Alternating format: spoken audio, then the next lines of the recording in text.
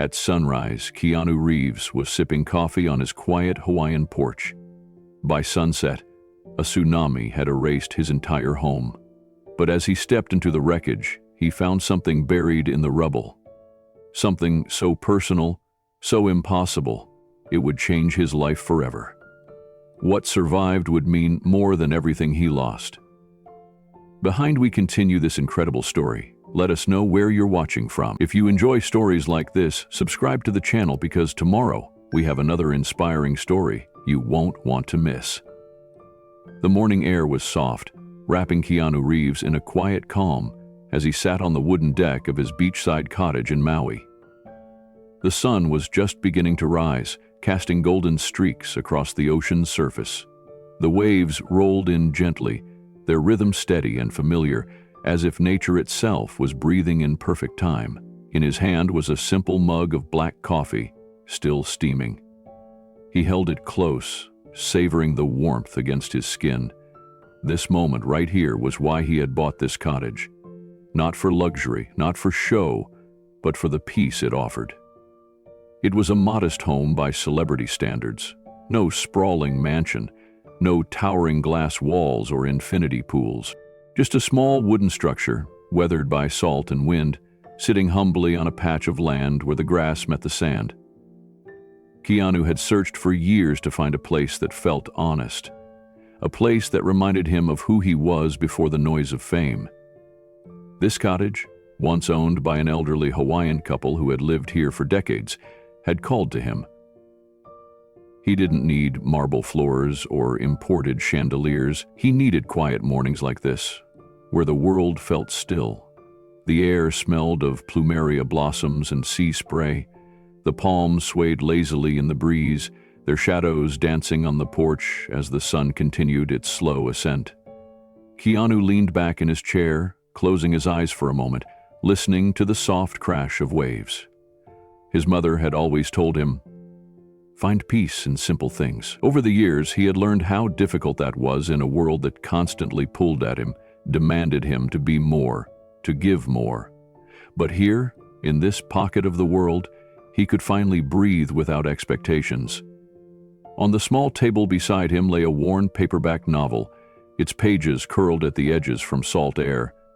He had been reading it slowly, savoring each chapter like a conversation with an old friend. Next to the book was a wooden bowl filled with fresh mango slices, picked from a neighbor's tree the day before. Keanu smiled to himself. These were the treasures that mattered. The sunrise, the ocean breeze, the quiet. This was his sanctuary. His phone, face down on the table, buzzed once. Then again, more insistently. He ignored it at first. The point of being here was to disconnect. But the vibration didn't stop. It was unusual. The world knew that when Keanu disappeared to Hawaii, he wasn't to be disturbed. He reached over reluctantly, flipping the phone to see the screen. It was his assistant, Claire, calling from Los Angeles, her name flashing again and again. A pang of worry shot through him. Claire wasn't someone who called over trivial matters, especially not this early. He swiped to answer, lifting the phone to his ear. He asked, his voice still calm, "Keanu, I'm so sorry to bother you, but you need to listen carefully." Keanu sat up straighter, his grip tightening on the phone. Claire's voice was urgent, more than he'd ever heard from her before. He glanced out at the ocean, which remained deceptively calm, the waves lazily brushing against the shore, as if mocking the tension rising in his chest. "There's been a massive undersea earthquake off the coast of Japan," Claire said, her words tumbling over each other. "It just happened about 2 hours ago. The magnitude is 8.8. Keanu, it's one of the biggest quakes ever recorded in that region." His heart skipped. An earthquake that size wasn't just a local disaster, it sent ripples far beyond its origin. "Are you okay?" Keanu asked, still trying to process her words. "I'm fine, but Hawaii's not. The Pacific Tsunami Warning Center has issued an alert for the entire region. The waves are moving fast, and they're saying the North Shore could be hit within a few hours." "Keanu, you need to get out of there right now." He stood up, his chair scraping loudly against the deck. His coffee cup tipped, spilling its contents across the wooden slats. He didn't care. His gaze locked onto the ocean, now impossibly vast, its surface still wearing a mask of serenity. "How big are the waves expected to be?" he asked, though part of him dreaded the answer. "Reports say up to 6 feet in some areas, maybe higher. They don't know yet, but they're evacuating the entire coastline just in case. You need to get to higher ground immediately. Don't pack anything, don't wait, just get in your car and drive inland." Keanu's mind struggled to align the urgency in her voice with the peaceful scene before him. It didn't make sense. The ocean didn't look like a monster approaching. It looked like it always did. Beautiful, calm, infinite. But he knew better than to trust appearances. Nature didn't give warnings through visuals. It struck when it chose, without emotion. "Keanu, are you still there?" Claire's voice crackled. "I'm here," he said, scanning the property, with a flurry of thoughts racing through his head. His car was parked out front.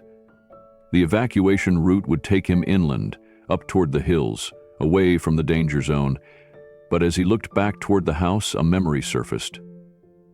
Moana Kaleo, the former owner of the cottage, had told him about a storm shelter built into the basement, a reinforced structure designed after the last devastating hurricane. "Built it with my own hands," Daniel had said. "For days I pray will never come, but might anyway."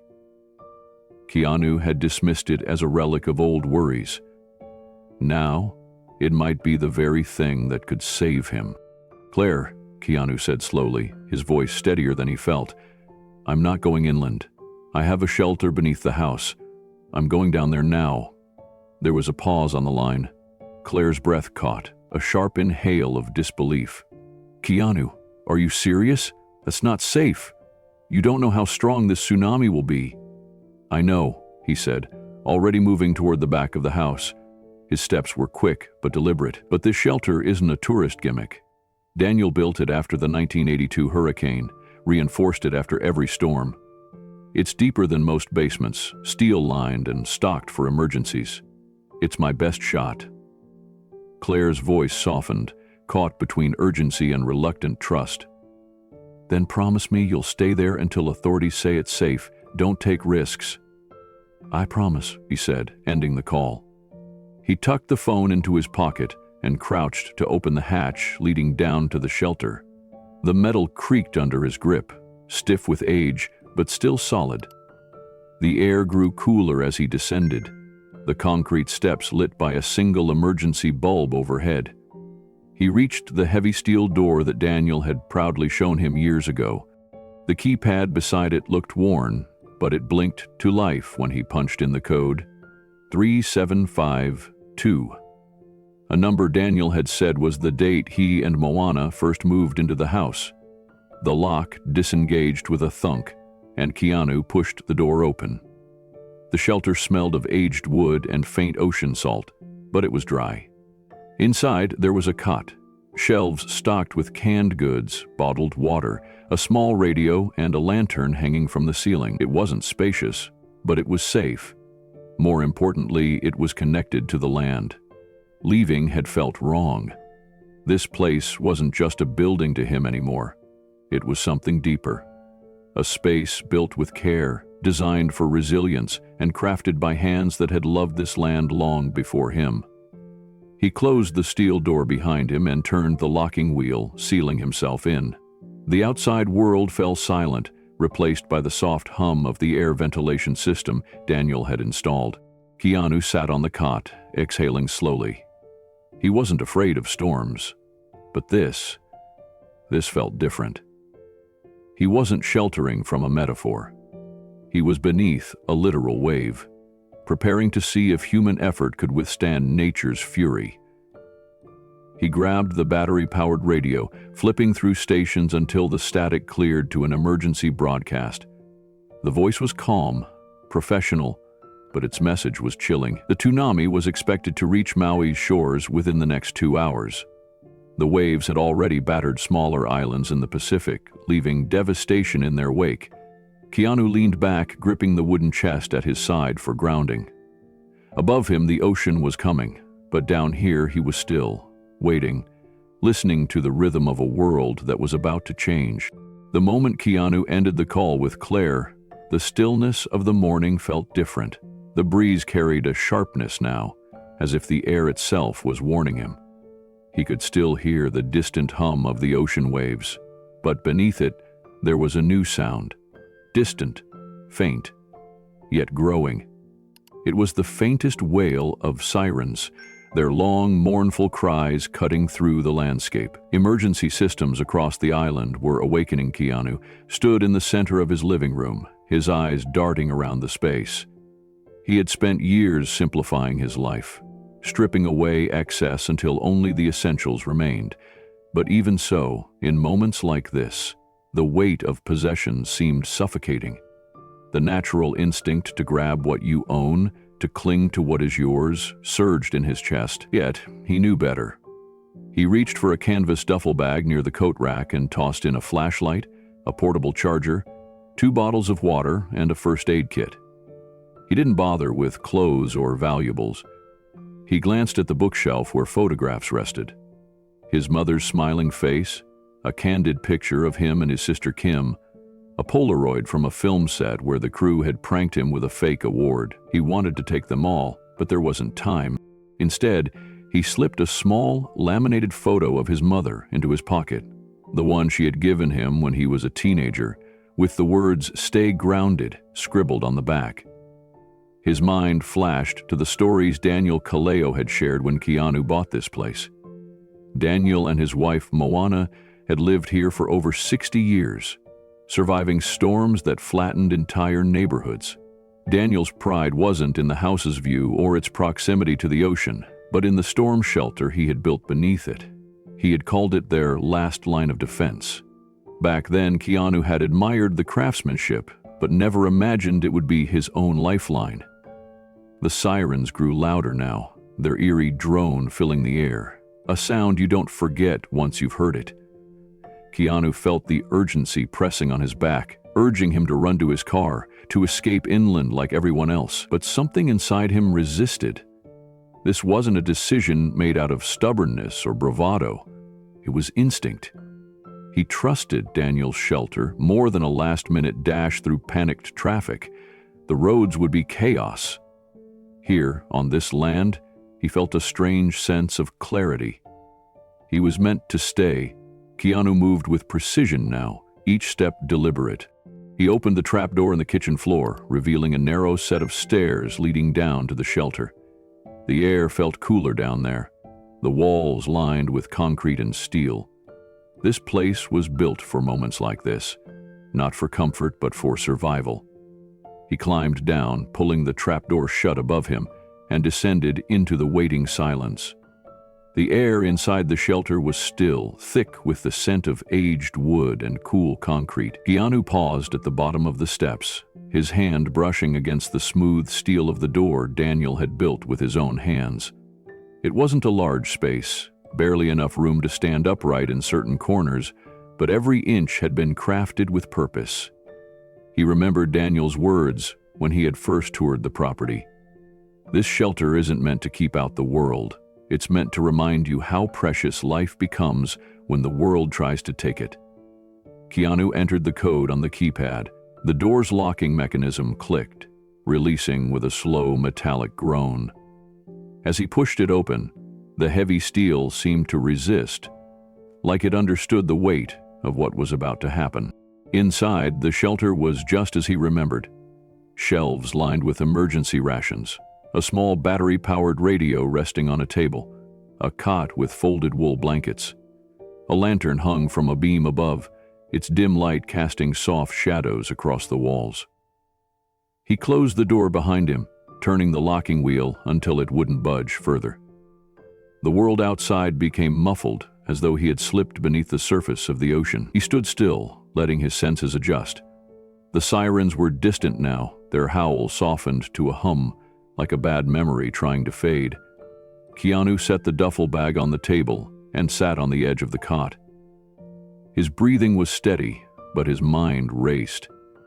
He had faced his share of dangerous stunts on film sets, navigated the suffocating glare of media storms, but this was different. This was nature, vast and indifferent, no script, no retakes, just the raw, unfiltered reality of what was to come. He flipped on the radio, scanning through static until a voice emerged.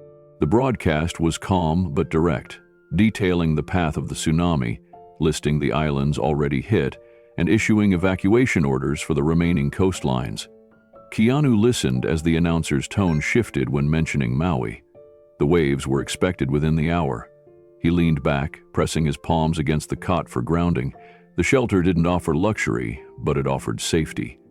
Daniel had ensured that. Keanu imagined the old man, hammer in hand, pouring his heart into this place, not for profit, but for protection. This shelter wasn't about hiding. It was about respecting the power of the world outside. As minutes dragged into what felt like hours, Keanu's thoughts turned inward. He thought of his sister, Kim, and her unbreakable spirit through years of illness. He thought of his mother, her quiet strength guiding him through his youth. He thought of all the storms in his life, the ones that couldn't be forecasted by weather stations. And now, the biggest storm of all was on its way. The shelter's walls were solid, but Keanu could feel a hum building beneath the surface, like the earth itself was holding its breath. He glanced at his watch. Less than 30 minutes now. Time seemed to move differently in the stillness of the shelter. Every tick felt louder. He stood up and paced the narrow space, his footsteps muffled by the concrete floor. The radio announcer's voice faded into a steady stream of static, the signal lost, perhaps drowned out by the approaching force of nature. Keanu's eyes landed on a wooden chest tucked into the far corner of the shelter, its surface worn but cared for. It wasn't his. It had been there since the day he moved in. Daniel had mentioned it once in passing, calling it Moana's treasure box, but Keanu had never thought to open it. In this moment of suspended time, it felt like a lifeline, something to anchor him. He approached it, running his hand over the rough texture of the wood. There was no lock, just a simple latch. He hesitated, not out of fear but out of reverence. Then, with a gentle lift, he opened the chest. Inside were carefully folded cloths, small photo albums, and an assortment of handwritten letters bundled with twine. Their scent, a mixture of old ink and sea air, filled the room. These were artifacts of a life fully lived, not curated for public display but preserved for memory's sake. Keanu sat back on the cot, holding one of the letters, his fingers brushing over the delicate handwriting. The first words read, "For the days when the ocean tests you." He smiled faintly. Even in the face of devastation, there was a calm in those words, as if Daniel and Moana had anticipated not just physical storms, but the emotional ones too. The shelter suddenly trembled, not violently, but enough to send a shiver through the steel. The first pulse of the tsunami had reached the island. Keanu closed the chest gently, setting it beside him as if it too needed protection. The rumble outside grew deeper, a low, persistent growl that made the air vibrate. He felt the ground's defiance as it braced against the ocean's force. He stayed seated, his breath steady, despite the chaos brewing just feet above him. There was no running now, no escaping, only enduring. The shelter had become more than a place of refuge. It was a chamber of reflection. Every storm of his life, every moment he had questioned his path, seemed to converge into this singular experience. He looked up at the lantern's light, unwavering despite the tremors. It wasn't courage that kept him still. It was acceptance. Whatever came next, he was ready. He had his breath, his thoughts, and the understanding that this moment, terrifying as it was, would strip away everything unnecessary, leaving only what truly mattered. The shelter shuddered beneath Keanu as a deep, resonant tremor rolled through the earth. It wasn't the sharp jolt of an earthquake. This was different. It felt like a slow, relentless push, an unseen weight pressing against the land itself. The radio on the small table hissed into static, then briefly cut to an emergency broadcast. The announcer's voice strained and fragmented. The first wave has made landfall on the North Shore. Coastal areas are... The transmission dissolved into a harsh crackle. Keanu placed the radio back on the shelf and sat still, his hands resting on his knees. The air inside the shelter felt charged, vibrating with an energy that had no outlet. The steel walls, though solid, gave off faint creaks as if bracing themselves. Then came the sound he would never forget. A low, distant roar that grew with terrifying persistence. It wasn't a wave crashing in the way people imagine. It was a wall of sound, a mixture of thunder, collapsing timber, and the guttural growl of the ocean swallowing everything. Above him, the world shifted. He heard the snap of wood beams, the screech of nails being torn from their anchors, and the unmistakable shatter of glass imploding under pressure. The home he had cherished, that small sanctuary by the sea, was being ripped apart piece by piece. The foundation groaned under the strain, as if protesting its own demise. Keanu closed his eyes, not in fear, but in respect. The house wasn't just wood and stone. It was a part of the land, a part of his quiet moments, his personal refuge from a life that rarely allowed him stillness, and now it was vanishing above him, claimed by a force so immense it defied comprehension. The shelter jolted as a particularly violent wave crashed overhead, sending dust cascading from the ceiling. The water hadn't breached, but the sheer force of impact was enough to make the walls hum with tension. Keanu's breath slowed as he focused inward. There was no room for panic here. Fear would not change the outcome. His thoughts drifted to his sister, Kim. He remembered sitting by her hospital bed during the worst of her treatments, holding her hand as machines beeped around them. She had taught him what real strength looked like, the kind that wasn't loud but enduring. She had smiled through pain, laughed when her body had every right to collapse. In this shelter, Keanu channeled that same quiet resilience. Another crash above, louder this time, as if the ocean was peeling the roof away like paper. He imagined the waves sweeping through his living room, where only hours ago sunlight had warmed the floorboards. He thought of the old bookshelf, the one Daniel had built, now likely splintered and floating somewhere beyond recognition. The ocean didn't discriminate. It took what it wanted, but here, deep within the land, Keanu remained still, listening as the outside world was dismantled piece by fragile piece. The minutes dragged on, stretching into an eternity where every sound above was amplified, each crash and groan echoing through the shelter like a grim symphony. Keanu sat motionless, his senses heightened to every vibration. He could tell when another wave struck, not by sight, but by the way the shelter seemed to tighten, as if bracing itself for the next onslaught. The ground no longer felt like a foundation. It was alive, shifting, bearing the weight of the ocean's fury. Then came a new sound, sharper and more final. A heavy object, maybe a fallen tree or a part of his own roof, slammed directly against the shelter's entrance hatch. The force rattled the steel door, making Keanu flinch. But the shelter held firm, just as Daniel had promised it would. The old man's voice echoed in Keanu's memory.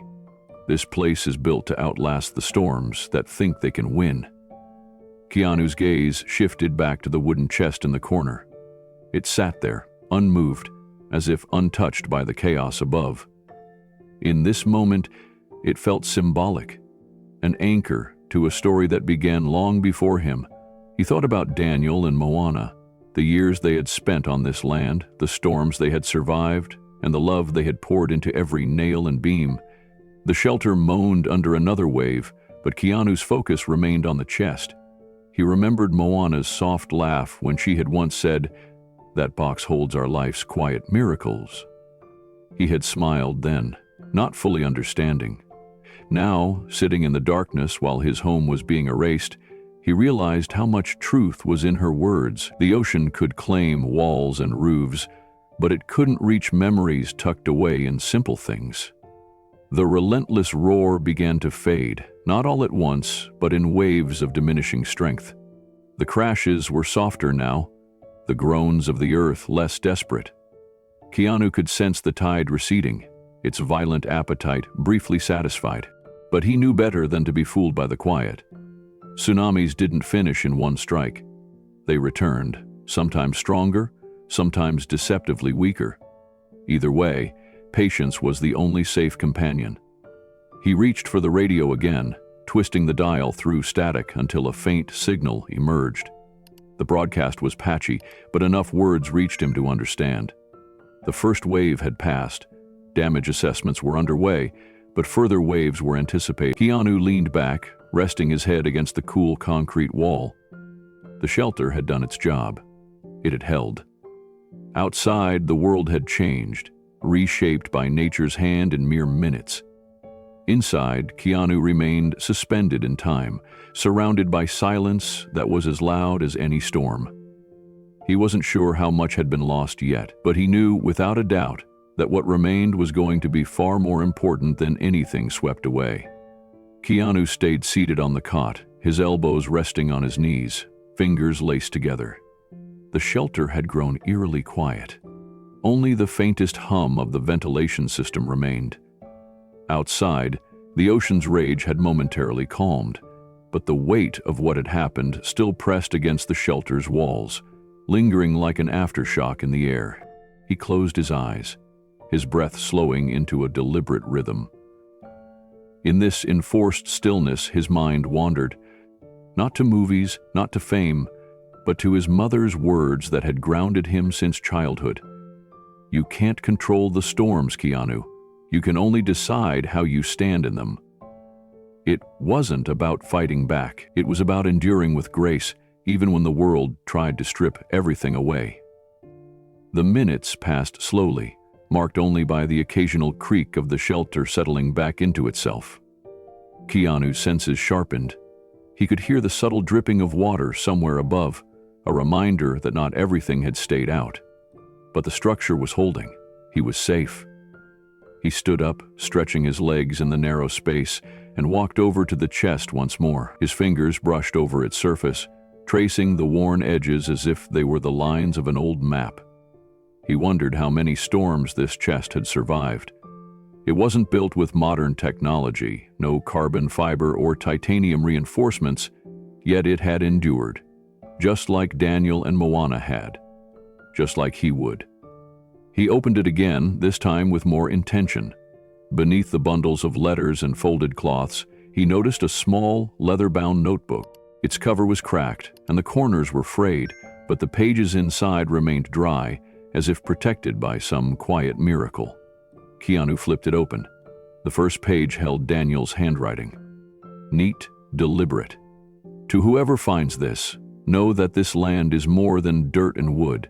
It's a keeper of stories. If you're reading this, you are now part of its story too. Keanu sat back down, absorbing the weight of those words. He had bought this cottage thinking it was a retreat from the noise, a place to hide when the world grew too loud. But it was never meant to be a place of escape. It was meant to be a place of connection. A place where stories didn't just survive, they thrived, passed down through hands that respected their value. The ocean had tested him today. It had taken the walls and floors, the material symbols of his sanctuary, but it hadn't taken this. It hadn't taken the story. Another soft rumble passed beneath his feet, gentler now, like a distant heartbeat rather than a threat. Keanu looked at the notebook again, then up at the shelter walls. The worst may not be over yet, but something inside him had shifted. He wasn't hiding anymore. He was holding on, not to things, but to meaning. The first light of dawn filtered through the small ventilation grate, casting a faint beam across the shelter's concrete wall. Keanu sat still for a moment, watching how the dust particles floated lazily in the thin shaft of sunlight. The night had passed without further assault, but sleep had never come. His body was still, but his mind had been a tide of questions, memories, and silent conversations with people who weren't there. It was time. He rose from the cot, his movements slow and deliberate. The world above would be unrecognizable, he knew that. Yet knowing it and seeing it were two very different things. His hand hovered over the steel door's locking wheel, hesitating, as if the shelter had become a thin barrier not just against the ocean, but against the reality waiting outside. He exhaled deeply, then began turning the wheel. The mechanism groaned, reluctant to release its grip after holding so fiercely through the storm. As the door creaked open, a sharp gust of salt-laden air rushed in, thick with moisture and a strange metallic scent of upheaval. Keanu's eyes adjusted slowly to the daylight as he climbed the steps, emerging into a world that no longer resembled the place he had known. His breath caught. His breath caught. His home had once stood. There was nothing but emptiness, not just damage, obliteration. The walls, the roof, the windows, all gone. The living room where he had read quietly every evening was now an open wound in the earth, littered with fragments of splintered wood and shards of glass that glinted mockingly in the morning sun. The kitchen was a memory, its appliances reduced to twisted metal carcasses half buried in sand. Keanu stepped carefully onto what used to be his front porch, though now it was indistinguishable from the surrounding debris. The wooden deck, his sacred place of sunrise reflections, had vanished entirely. Only a few broken planks remained, jutting out of the sand like tombstones marking the grave of a life that had existed just 24 hours earlier. He looked to the line of coconut trees that had always swayed gently along the property's edge. Most were snapped in half, their trunks splintered, their fronds strewn across the landscape like discarded green ribbons. The ones still standing leaned awkwardly, stripped of their grace. And yet, beyond the carnage, the ocean sat serenely. Its surface sparkled under the rising sun, calm and indifferent. It was as if the sea had washed its hands of the destruction, retreating quietly to resume its eternal rhythm, unconcerned with the chaos it had left behind. Keanu's feet sank slightly into the wet sand as he moved forward, each step forcing him to acknowledge that his sanctuary had been reduced to rubble. His cottage, his refuge from the noise of the world, had been dismantled with a force so absolute it felt personal, but it wasn't personal. Nature never was. It simply did what it did. The meaning came from what was left. Keanu crouched near a heap of debris where his living room had once been, his fingers brushing against a piece of splintered wood. It was part of his bookshelf, the one Moana Kaleo had built decades ago.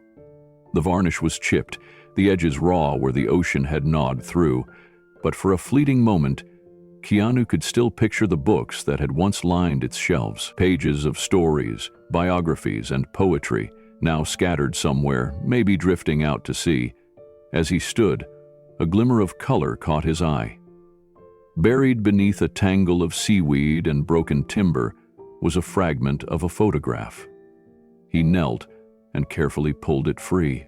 It was a corner of a picture, water-stained and torn, but he recognized it instantly. It was from the day he had first moved in, a candid shot of him and Daniel standing by the newly painted front door. They had been laughing, arms crossed, both wearing the same crooked grin of men who appreciated hard work more than flashy results. The photo was a ghost now, a fragment of a moment that had seemed unshakable, and yet, here it was, fragile and nearly lost. Keanu folded it gently, slipping it into his back pocket. He didn't need perfect photographs to remember. The memories were ingrained deeper than paper. He continued forward, navigating the wreckage with a careful grace. Every broken beam, every uprooted tile, was a reminder of how temporary human creations were when measured against nature's raw force. Yet, with every step, Keanu felt an unexpected calm settling over him. The destruction wasn't just an end, it was a revelation. Stripped of walls and roofs, the land felt exposed but also honest. There was no place for vanity here. Only truth remained. Near what had once been the boundary between his garden and the beach, Keanu paused. The small stone pathway he had laid with his own hands, a simple zigzag of flat rocks leading from the porch to the ocean, was mostly gone, but a few stones still clung to their place, half buried, defiant. He smiled faintly at their stubbornness. The ocean could take everything, but it couldn't erase intention. Those stones had been set with care, and some part of them had decided to hold on. He stood for a while, looking out over the stretch of land that had been his retreat. The absence of his home wasn't what struck him most. It was the silence. Not the kind of silence that comes from emptiness, but the kind that demands to be heard. It was as if the land itself was waiting, watching him, asking him to see beyond the wreckage. Keanu exhaled slowly. He was beginning to understand. This wasn't a place to escape the world's chaos. It was a place to confront what really mattered when everything else had been swept away. Keanu's steps grew slower as he neared what used to be the edge of his deck, now just a jagged line where wood met open sand. He stood there for a moment, imagining the chair that had been his favorite spot, the place where he had watched countless sunrises with a cup of coffee and a quiet heart. Now, there was only open space, a raw canvas of sand and debris stretching to the shoreline. It felt as though the ocean had erased not just his home, but the very lines that had once defined his sanctuary. He looked down and noticed an object partially buried beneath a drift of sand and seaweed. Kneeling, he brushed it free, revealing a section of his old coffee table. Its surface cracked, but still bearing the faint outline of the carvings Daniel had etched into the wood. Tiny waves, swirls of patterns mimicking the ocean's motion, had been part of Daniel's craft, a tribute to the sea's beauty and power. Now, those same carvings seemed like a quiet acknowledgement of the ocean's capacity for both serenity and destruction. Standing up, Keanu scanned the wreckage again. He could see how the tsunami hadn't just taken things at random. It had peeled away the excess, leaving behind only what clung most fiercely to the earth. Heavy stones, rooted trees, and now and then, small fragments of a life once lived intentionally. It was as if the storm had asked a single question: what here truly belongs? His gaze drifted toward a heap of tangled wood and metal near the property's northern edge. Something about the shape made him pause. It wasn't part of his home structure. It was older, rougher. He approached, his boots crunching through layers of debris. And as he drew near, recognition struck him. It was a large beam from Daniel and Moana's original cottage, a remnant of the home that had stood here long before Keanu ever set foot on the property. The beam had been part of the old foundation, a piece Daniel had refused to remove, even when modern renovations had been made. "It keeps the soul of the place grounded," Daniel had said. Now, battered and sea-stained, it lay exposed once again, as if the land had chosen to reveal its oldest truth. Keanu crouched beside it, resting his hand on its surface. The wood was rough, split in places, but solid. The storm hadn't broken it. It had merely unearthed it. He rose, standing tall amidst the ruin. The ocean stretched out before him, vast and unapologetic. Yet in its wake it had revealed something he hadn't expected to find. This land wasn't defined by walls or roofs. Its essence wasn't in the structures, but in the hands that had built them, the stories that had been lived upon it. Keanu had lost his home. But standing here, barefoot, on sacred ground, he realized he hadn't lost what mattered. Keanu's boots sank into the wet sand as he approached a massive fallen beam lying diagonally across what had once been his kitchen. The beam was old, thicker and darker than the rest, likely from the original structure Daniel Kaleo had built with his own hands. Keanu could tell by the way it had weathered over time, its grain marked with years of salt, sun, and storms. He bent down and gripped the edge, bracing his legs before giving it a firm push. The beam groaned as it shifted, sending a cascade of sand and debris tumbling down its side. As the last of the sand slid away, something beneath the beam caught his attention. It wasn't part of his house. Not a plank, not a pipe. It was a small, rectangular object, its edges rounded by time. Keanu knelt down, brushing away layers of grit and seaweed. His hand connected with smooth wood, old but still solid. Slowly the shape revealed itself. A wooden chest, no larger than a suitcase, worn by decades of salt air and storms. The chest seemed out of place amid the wreckage. It wasn't like the sleek, modern furnishings his house had held. This was something older, crafted by hands long gone. The wood had darkened with water, but the chest remained intact. Its corners were reinforced with tarnished brass, the metal dulled by age. A small brass key dangled from a frayed piece of twine, tied carefully around the handle. Intertwined with the twine was a lei, its flowers faded into soft, brittle petals that still clung stubbornly to their shape. Keanu's breath caught. He remembered this chest, or rather, he remembered Daniel mentioning it years ago during the escrow signing when Keanu first purchased the property. Daniel had leaned in close and said, "Somewhere in that house, there's an old family chest. Moana's great-grandfather built it. We thought we had packed it when we moved, but somehow it vanished. Maybe the house wanted to keep it." Keanu had smiled politely back then, charmed by Daniel's stories but skeptical of the house having a will of its own. But now, kneeling in the ruins, his hands brushing the sand off this hidden heirloom, he wasn't so sure. The tsunami had taken everything, yet this chest had survived, unearthed after years of being hidden. He gently tugged it free, surprised by its weight. It wasn't just waterlogged, it was filled. Memories, perhaps. History that had refused to be washed away. The brass key clinked softly as he lifted the chest, a delicate sound amidst the silence of the ruins. The lei, though faded and fragile, still wrapped itself around the handle as if refusing to let go of its place in the story. Keanu carried the chest a few feet away, setting it on a relatively clear patch of sand, where a lone piece of his porch railing stood upright. Defiant against the destruction, he sat beside it, the chest resting between his knees, his hands resting gently on the lid, as if preparing to open not just an object, but a forgotten chapter. Keanu sat still for a long moment, his palms resting on the chest's weathered surface.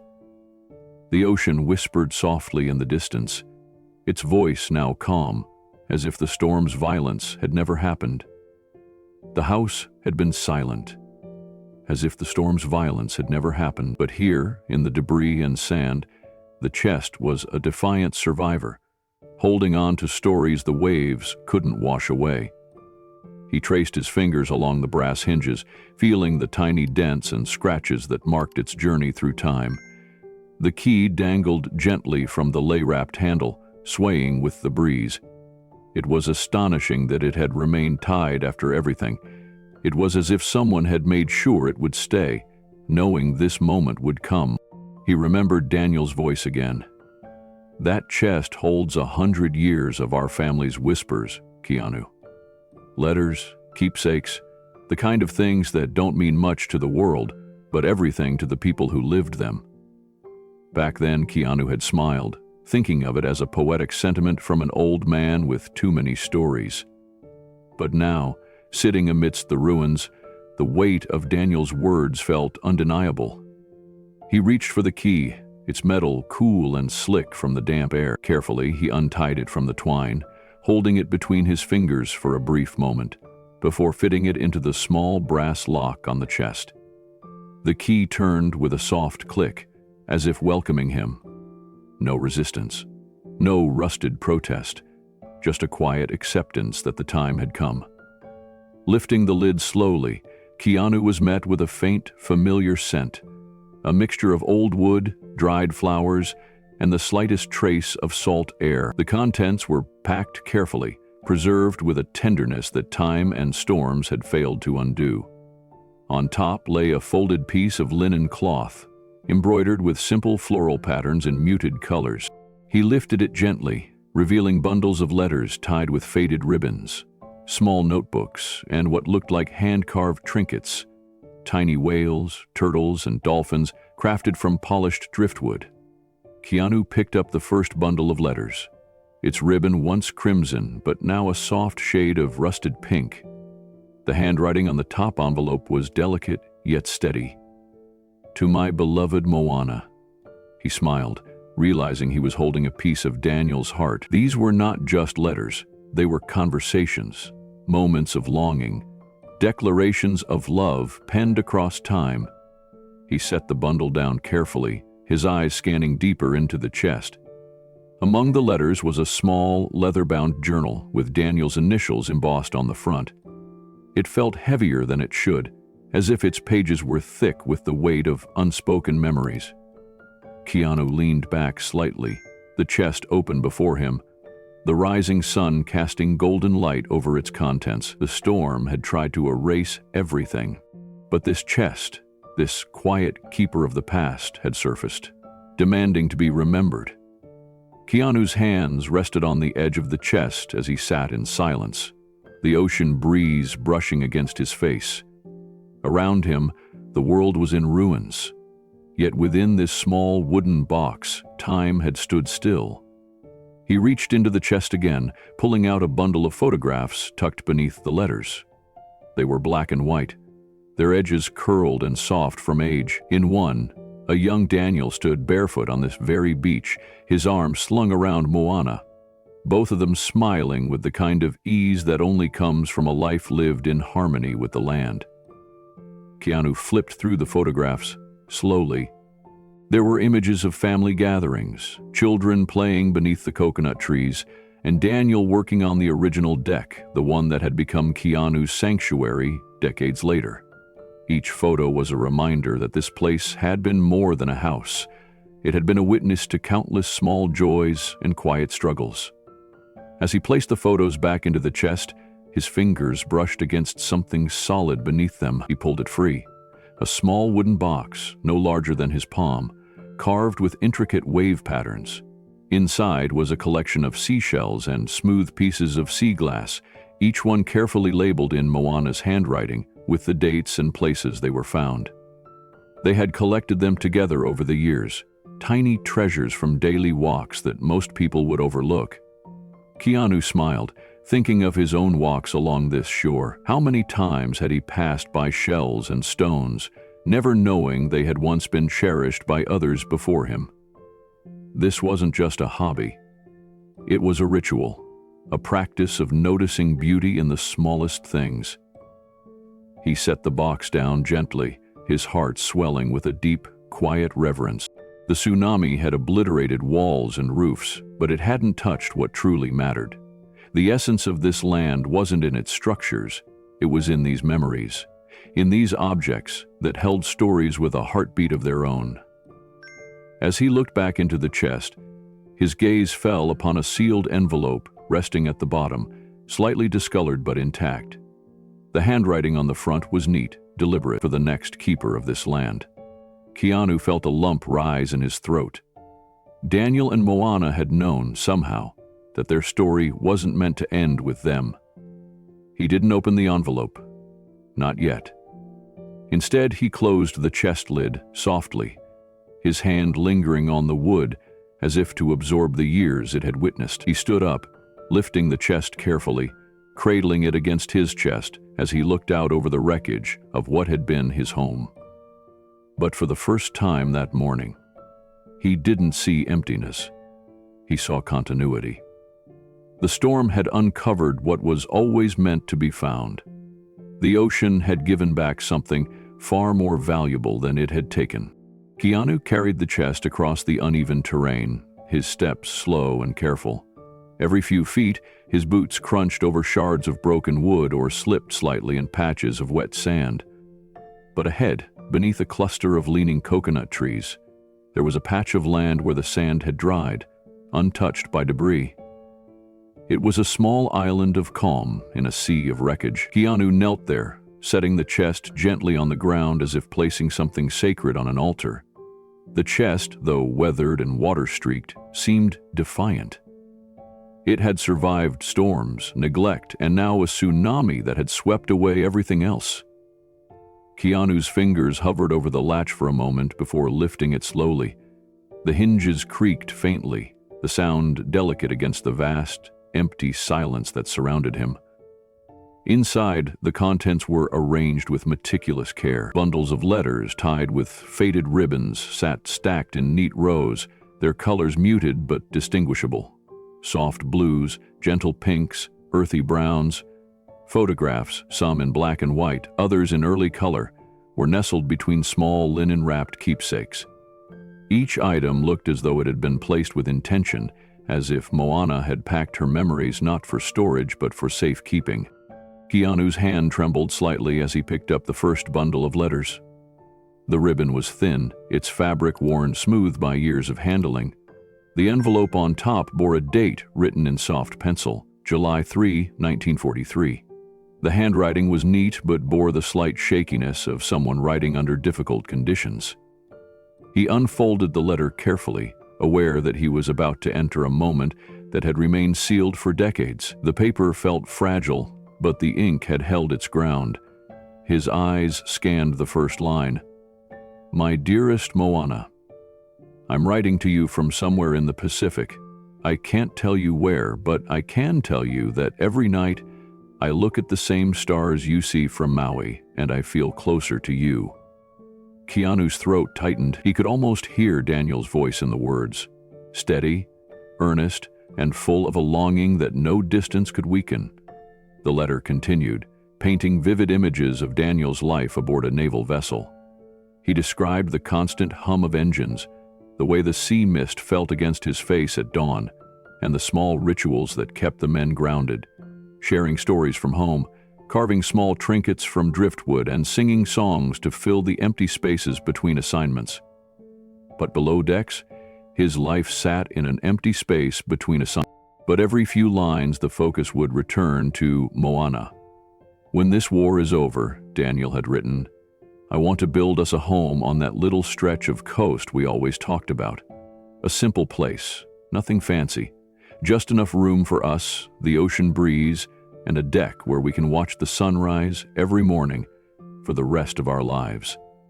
Keanu read the line again, his fingers tightening around the fragile paper. He was sitting on that very land, a witness to a dream that had outlived its dreamers. Keanu set the letter down gently and reached for the next in the bundle. This one was dated September 1943, the envelope marked with tiny smudges, as if Moana had carried it with her everywhere. As he unfolded the paper, her words greeted him with a warmth that seemed to rise off the page. "My beloved Daniel, your letter arrived yesterday, and I must have read it a dozen times before I even thought to set it down. Every word you write feels like a hand reaching out across the ocean, reminding me that you are still with me, no matter how far away you are." He described her days tending to the family's small garden, how she had taken to walking along the shoreline in the evenings, imagining the waves were carrying messages between them. Moana's words were simple, but they carried a rhythm, a cadence of someone who had learned to find beauty in waiting. "There's a piece of land on the North Shore," she had written. "I visit it sometimes when I miss you the most. It's quiet, with a view that melts into the sea. I spoke to the old fisherman who owns it. He said he would sell it to people who understand its heart, not just its price. I told him about you, about us, about the home we dream of." He smiled and said he'd wait for your return before he makes a decision. Keanu's eyes welled. He had stood on that very spot countless mornings, coffee in hand, watching the sun paint the ocean in golds and purples.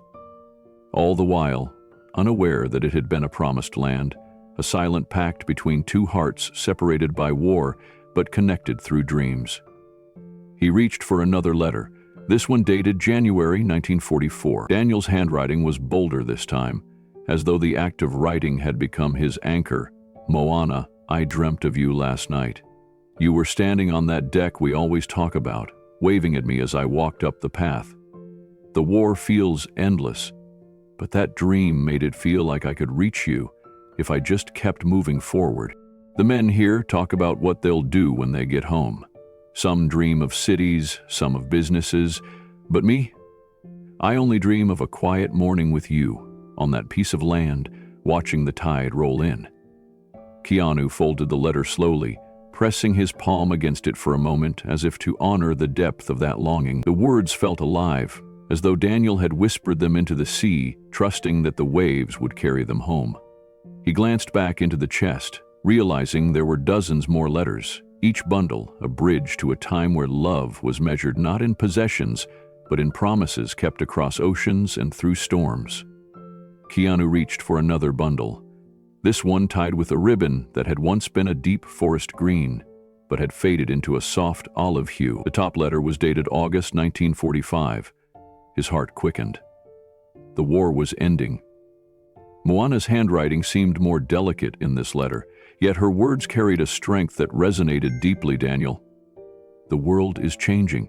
People are filling the streets, cheering, celebrating, but my heart is waiting for just one thing: to see you walk down that path, back to me. The land is still here, waiting too. The fisherman says it's ours whenever we're ready. I've walked its shoreline every morning, imagining where we'll plant the garden, where we'll build the deck. I picture us old and gray, still arguing about whether the sunrise or sunset is more beautiful. Keanu smiled faintly. He had often debated that very thing with himself, never imagining that this land had been envisioned as a lifelong canvas for love and simplicity, long before his time.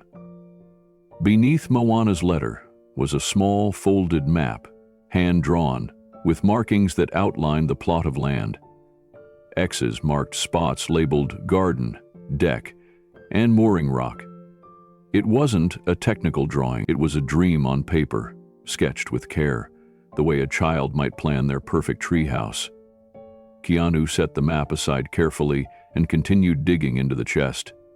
He found another letter, this one from Daniel, dated November 19th, 45. Moana, I'm coming home. The ship docks next month.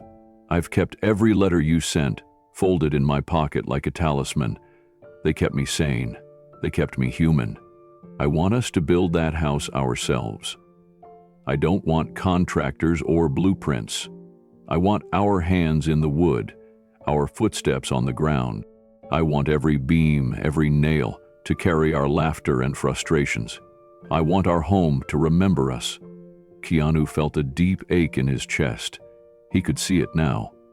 The young couple, brimming with hope, turning a patch of earth into a sanctuary, not with money, but with effort, patience, and devotion.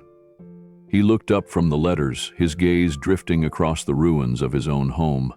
His walls had been raised by hired crews, designed with efficiency and aesthetics in mind. But Daniel and Moana had built something that went beyond architecture. They had built meaning into the structure, embedding their story into every corner. Keanu picked up a small notebook from the chest. Its pages were filled with rough sketches, designs for furniture, garden layouts, and even notes about which trees to plant where. There were scribbled comments in the margins. Moana wants bigger windows here, and Daniel insists on using reclaimed wood. Every detail, no matter how small, had been a shared decision, a conversation, a compromise. As Keanu closed the notebook, the realization settled over him. This chest wasn't just a collection of memories. It was a blueprint for a life well lived. Keanu sat cross-legged beside the open chest, the ocean's steady rhythm a distant backdrop as he carefully unwrapped another bundle of letters. The ribbon had once been a bright sky blue but had faded into a pale, almost translucent shade. He untied it gently, the knot giving way as if it too had been waiting for this moment. The first letter was from Moana, dated May 1946. The war had ended, but Daniel was still stationed abroad, overseeing post-war operations. Keanu unfolded the delicate paper, his eyes tracing the elegant curves of her handwriting. My dearest Daniel, the mornings here are beautiful, but they feel empty without you. I walk along the shoreline, imagining your hand in mine. The fisherman still asks about you. He says the land waits for its owners to come home. I've started saving every extra penny I can. I want us to build our dream without owing anything to anyone. Every dress I mend, every basket I weave. It's all for the life we promised each other. Keanu smiled softly. Moana's words were simple, but they carried a fierce devotion. This wasn't just a woman waiting for her husband. This was a woman actively building their future, one small, intentional act at a time. The next letter was from Daniel, dated July 1946. Mawa. Your letter reached me on a day I needed it most. The days are long here, but your words are a light that doesn't fade. I've been sketching ideas for our home during every break. Nothing fancy, just a place where the walls will remember our laughter. I dream of mornings on that deck, watching you sip your coffee as the ocean greets us. I'll build it with my own hands, Moana. Every nail, every beam will carry my love for you. Keanu folded the letter carefully, his chest tightening with a quiet reverence. He could see Daniel vividly now, not as a figure from a distant past, but as a man consumed by the same desires for peace, connection, and simplicity that had brought Keanu to this land decades later. He picked up another letter, this one from Moana again, dated September 1946. Daniel, I found the perfect spot for our garden. The soil is rich, and the sun kisses it just right. I can already see you tending to your tomatoes while I plant orchids along the fence. It may sound silly, but I've been practicing making bread from scratch. I want our home to always smell of something warm and welcoming. I can't wait to fill our mornings with quiet rituals, coffee, sunrise, and you. Keanu's smile widened.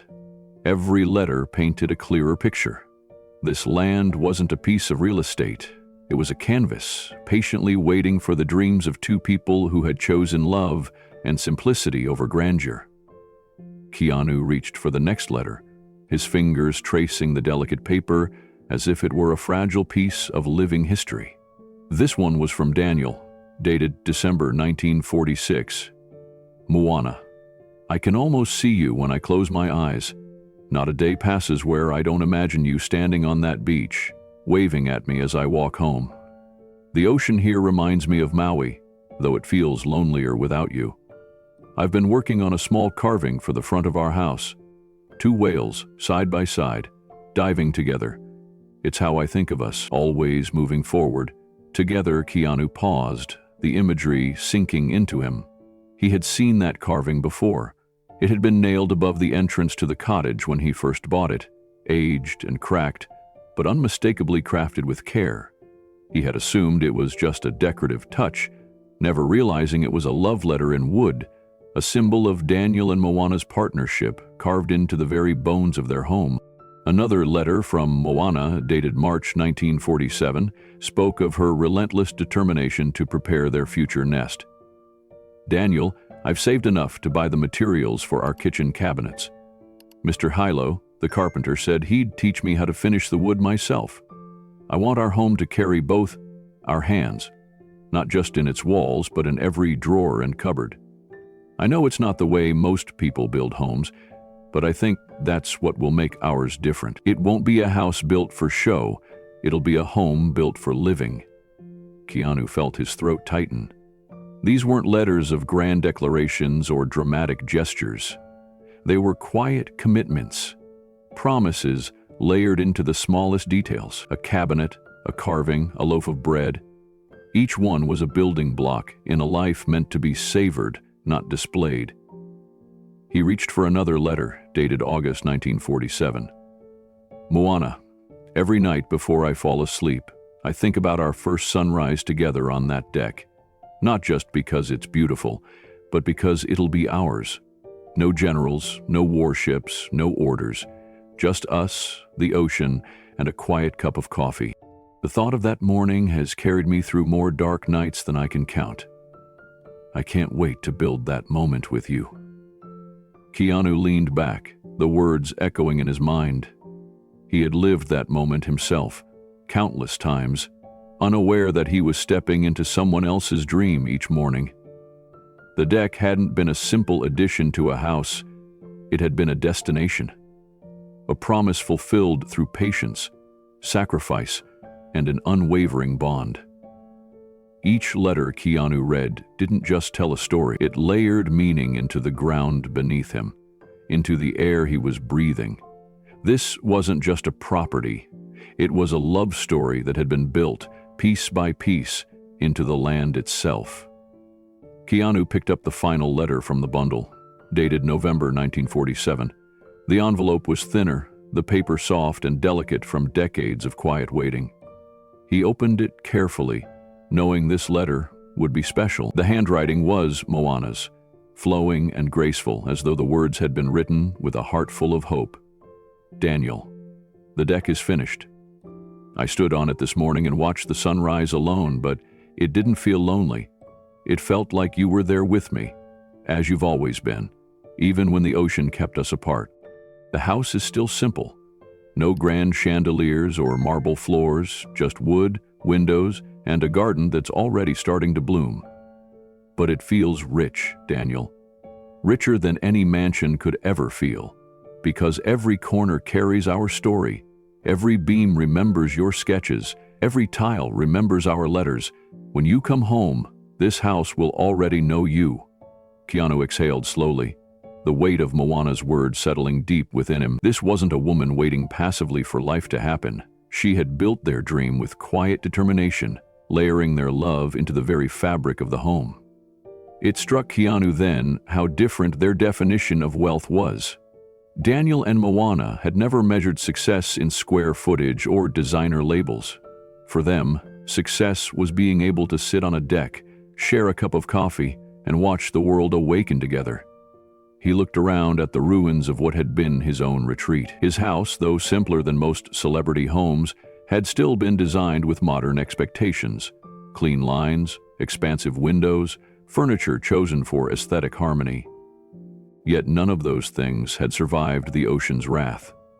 What remained, however, was this chest, these letters, and the undeniable truth that meaning doesn't wash away with the tide. Meaning is what's built with time, care, and presence. Keanu reached into the chest once more and found a small linen pouch tucked beneath the letters.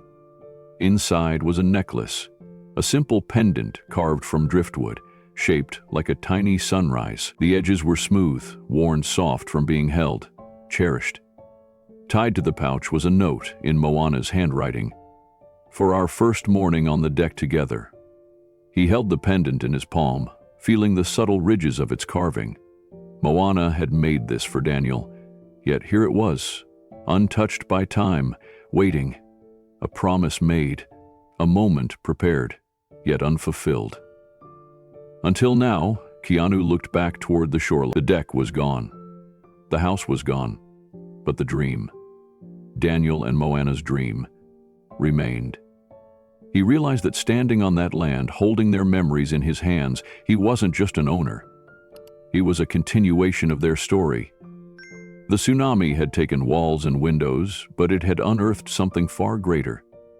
It had given him a glimpse of a love story so profound, it transcended generations. Keanu carefully lifted the next bundle of letters from the chest. The ribbon tying them was a soft, sun-bleached yellow, delicate yet still holding firm. The dates on the top envelope marked a new chapter. May 1961. He unfolded the letter, Moana's handwriting immediately wrapping him in its familiar warmth. Daniel, the deck is coming along beautifully. I watch you from the kitchen window as you sand each plank, your brow furrowed in that determined way I love. You yume when you work, though you pretend you don't. This morning you were singing that old fisherman's song again, and I couldn't help but laugh. The neighbors must think we're a pair of lunatics, building a deck one plank at a time, without a crew, without a plan, but with so much joy. Keanu smiled, picturing Daniel, sleeves rolled up, whistling as he built with his own hands. He thought of how he too had found peace in those small, mundane tasks. How many mornings had he swept his own deck, not because it needed it, but because it grounded him. In those motions, in the rhythm of small acts, life had a way of making sense. He reached for another letter, dated August 1962, Moana. The garden's looking more like an actual garden and less like a jungle. Your orchids are blooming and the tomatoes have survived my terrible planting skills. This morning we had breakfast on the deck, watching the sun rise while you sipped your coffee and scolded me for tracking dirt onto your clean floor. I never thought life could be this good, Moana, not because of grand things, but because of mornings like this. Keanu's chest tightened. He had lived that exact morning more times than he could count. The sunrises, the quiet coffee, the simple contentment of just being present. His fame had always come with noise, cameras, interviews, people expecting him to be more than he was. But here, on this land, he had found his own version of those sacred mornings. Now, reading Daniel's words, he realized he wasn't the first. He continued through the letters, each one a snapshot of a life built not on milestones, but on the gentle repetition of cherished routines. Moana would write about baking bread while Daniel mended a loose board on the deck. Daniel would write about their evening walks along the beach, collecting shells and laughing about whose collection was more impressive. They spoke of their shared meals, always simple, always fresh, and always eaten together with the ocean as their backdrop. Keanu paused, overwhelmed by how deeply their lives mirrored his own time here. He had come to Maui to escape, to simplify, to find solace in the quiet. But Daniel and Moana had lived that truth decades before him, not as an escape but as a choice. They had chosen to build their life in the small, unremarkable moments, and in doing so had found a richness that no amount of wealth could replicate. As he looked out over the now empty space where his home had once stood, Keanu felt an odd sense of peace.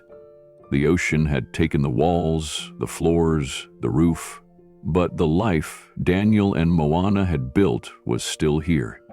Alive in these letters, alive in the land itself.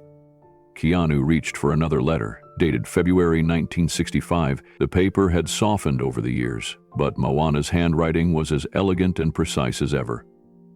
Daniel, this morning you fixed the creak in the deck step while I made us breakfast.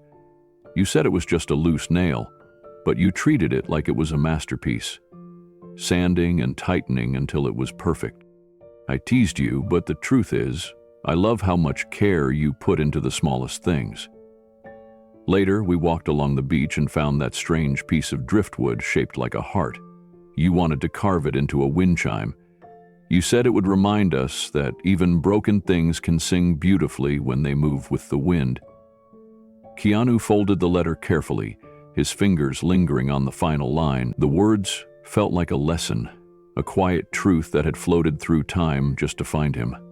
He thought about his own habit of fixing things around the house, not out of necessity, but because the act itself was meditative. The rituals weren't about maintenance, they were about connection. Another letter, this one from Daniel, dated June 1967, brought a soft smile to Keanu's face. Moana, you've started leaving fresh flowers on the kitchen table every morning. You think I don't notice when you sneak out early to pick them, but I do. I notice everything about you.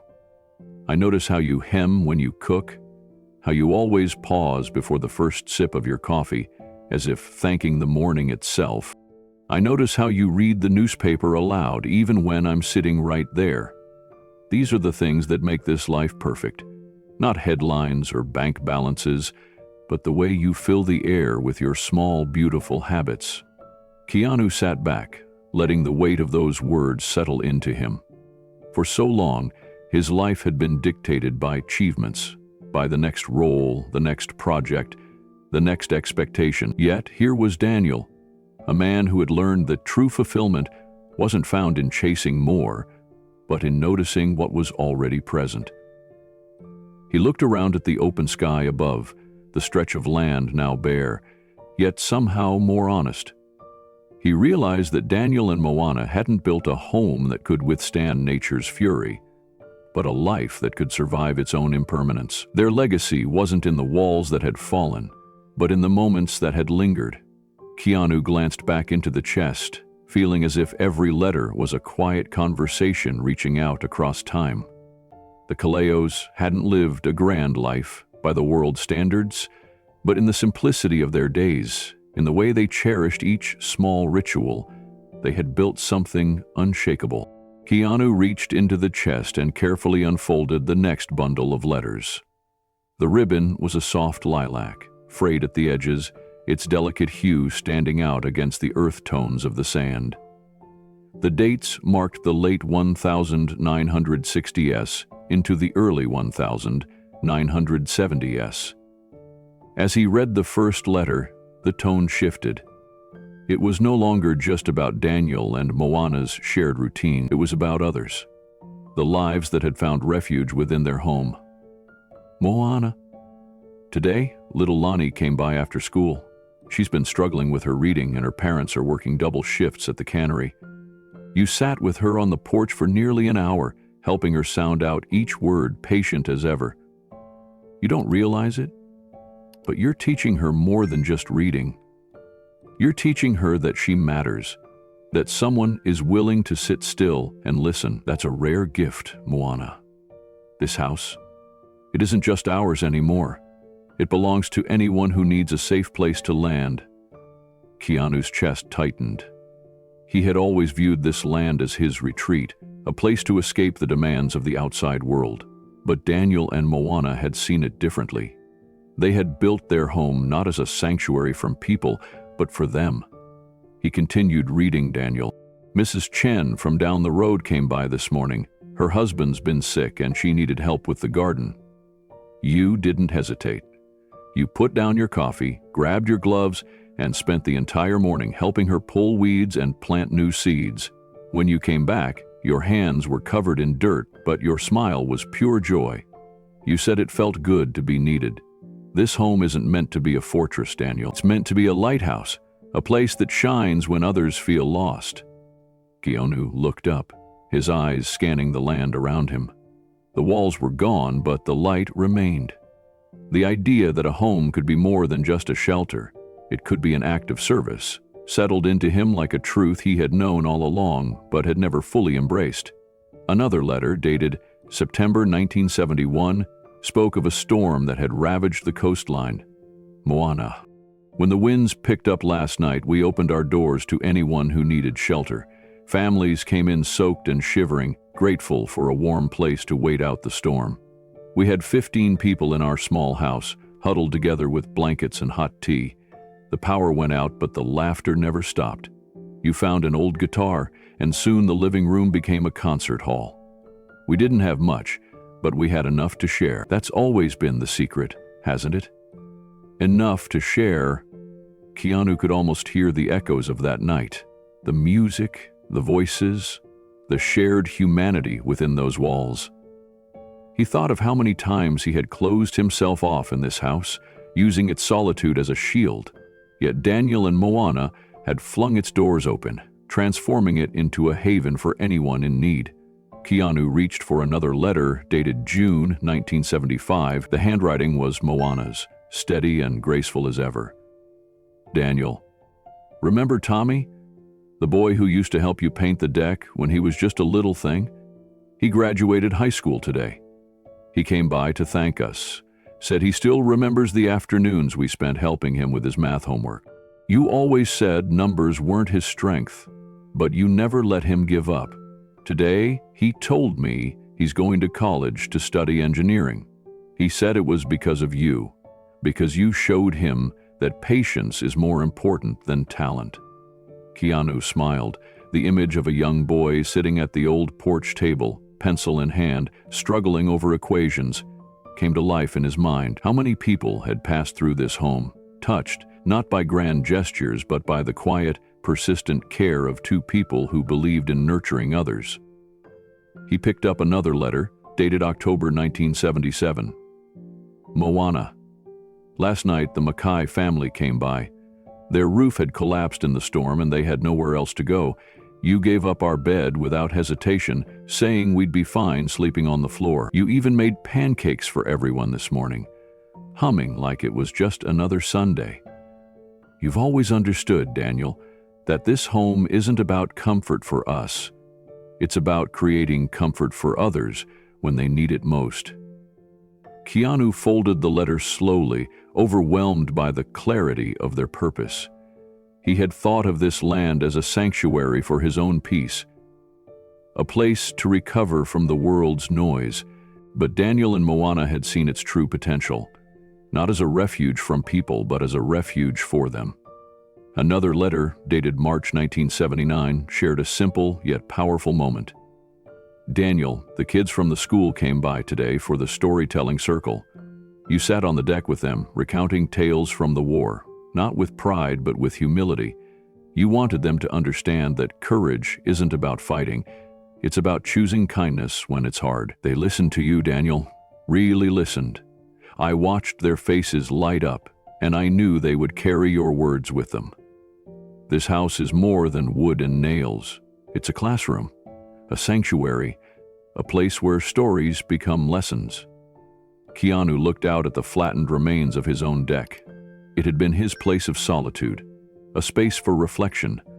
But now, he saw it differently. It had been built as a gathering space, a stage for connection, a foundation for community. Daniel and Moana hadn't built walls to keep the world out. They had built a home to let the world in. Every letter, every story, was a reminder that the greatest purpose a home could serve was not in what it provided for its owners, but in what it offered to others. Keanu untied the next bundle of letters. The ribbon, once deep navy blue, was faded and brittle. The dates on these envelopes marked the early 1980s. He could tell from the careful way the letters were folded that these stories carried weight. They weren't about morning rituals or community gatherings. They were about survival. He opened a letter from Moana, dated September 1982. Daniel, the storm is coming. They're calling it the worst in decades. The winds have already started to howl through the palm trees and the ocean doesn't look like herself. But you're outside, hammering boards over the windows, as calm as ever. You told me this house has stood through worse. I believe you. But still, I'm scared. Keanu could feel the tension in her words. He knew the feeling, the helplessness of watching nature gather her strength, knowing human hands could only do so much. He unfolded the next letter, Daniel's response, written a few days after the storm. Moana, we were lucky. The house took a beating, but the foundation held. The deck is gone, but I'll build it again, stronger this time. I'm not just rebuilding for us, Moana. I'm rebuilding for whoever comes after us.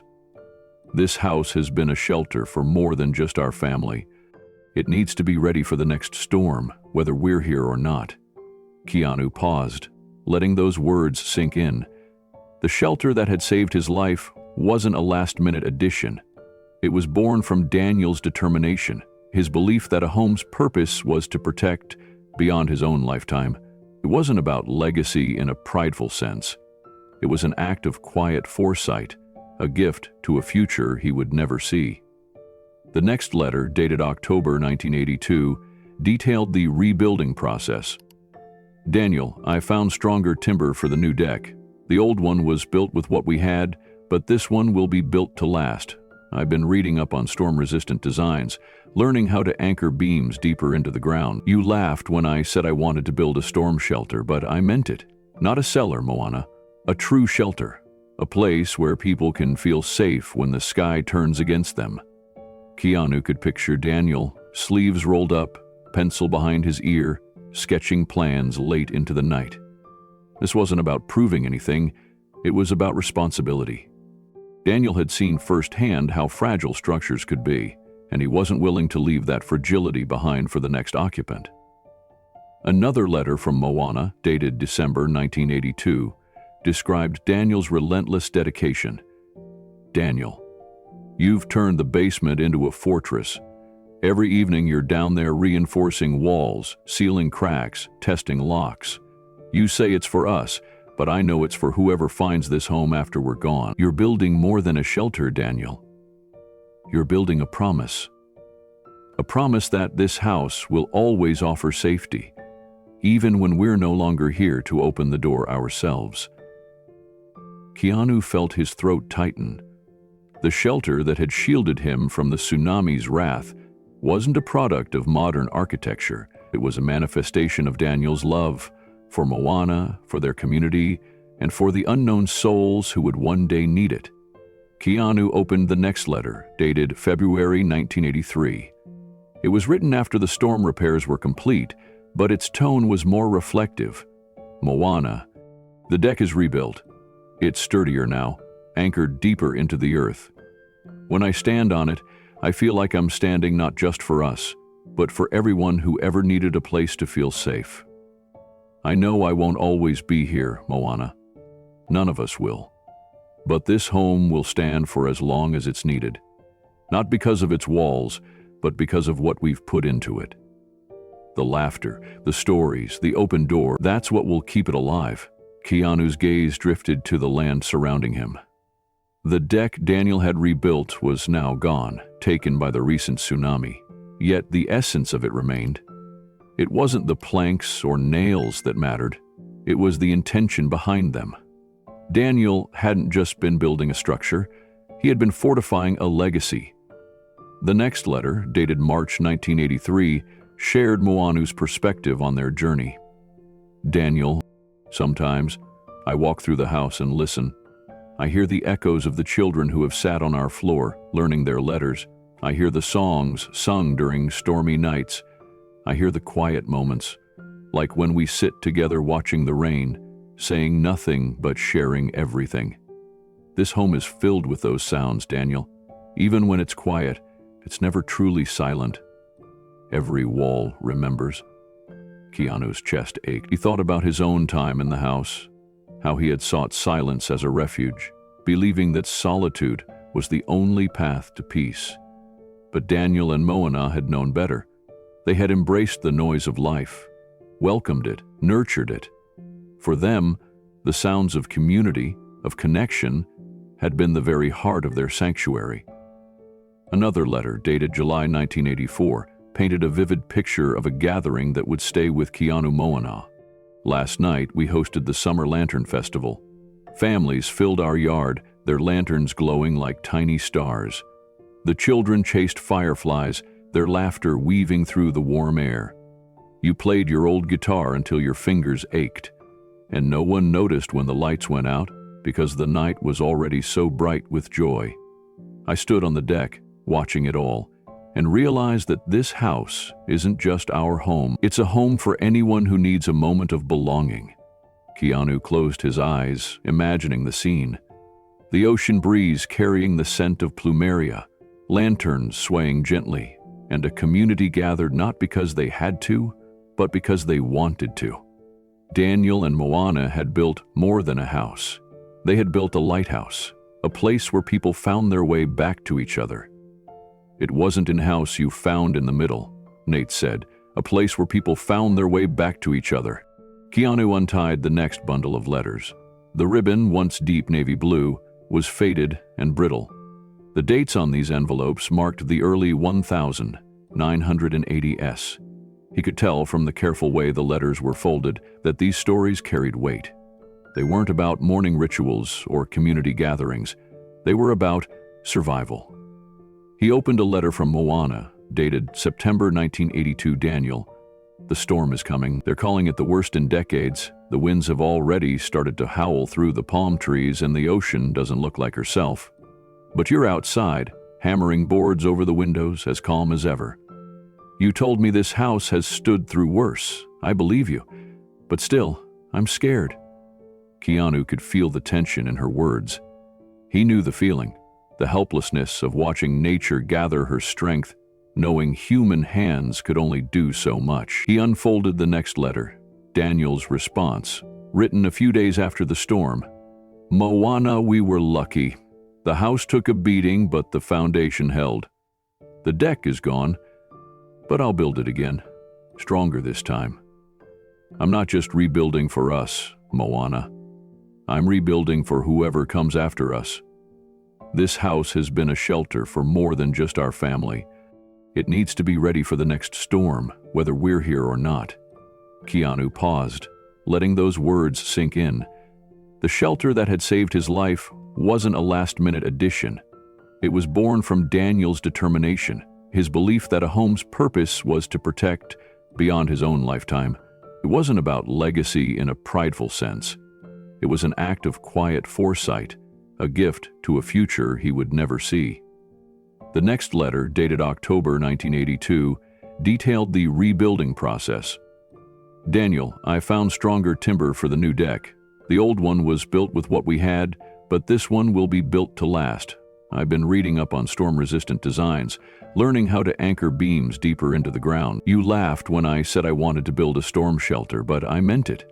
Not a cellar, Moana. A true shelter. A place where people can feel safe when the sky turns against them. Keanu could picture Daniel, sleeves rolled up, pencil behind his ear, sketching plans late into the night. This wasn't about proving anything, it was about responsibility. Daniel had seen firsthand how fragile structures could be, and he wasn't willing to leave that fragility behind for the next occupant. Another letter from Moana, dated December 1982, described Daniel's relentless dedication. Daniel, you've turned the basement into a fortress. Every evening you're down there reinforcing walls, sealing cracks, testing locks. You say it's for us, but I know it's for whoever finds this home after we're gone. You're building more than a shelter, Daniel. You're building a promise. A promise that this house will always offer safety, even when we're no longer here to open the door ourselves. Keanu felt his throat tighten.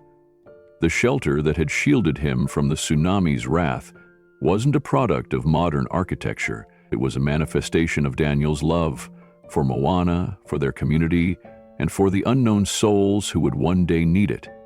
Keanu opened the next letter, dated February 1983. It was written after the storm repairs were complete, but its tone was more reflective. Moana, the deck is rebuilt. It's sturdier now, anchored deeper into the earth. When I stand on it, I feel like I'm standing not just for us, but for everyone who ever needed a place to feel safe. I know I won't always be here, Moana. None of us will. But this home will stand for as long as it's needed. Not because of its walls, but because of what we've put into it. The laughter, the stories, the open door, that's what will keep it alive. Keanu's gaze drifted to the land surrounding him. The deck Daniel had rebuilt was now gone, taken by the recent tsunami. Yet the essence of it remained. It wasn't the planks or nails that mattered. It was the intention behind them. Daniel hadn't just been building a structure, he had been fortifying a legacy. The next letter, dated March 1983, shared Moana's perspective on their journey. Daniel, sometimes, I walk through the house and listen. I hear the echoes of the children who have sat on our floor, learning their letters.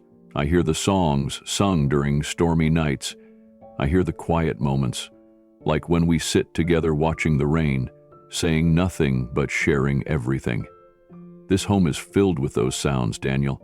Even when it's quiet, it's never truly silent. Every wall remembers. Keanu's chest ached. He thought about his own time in the house, how he had sought silence as a refuge, believing that solitude was the only path to peace. But Daniel and Moana had known better. They had embraced the noise of life, welcomed it, nurtured it. For them, the sounds of community, of connection, had been the very heart of their sanctuary.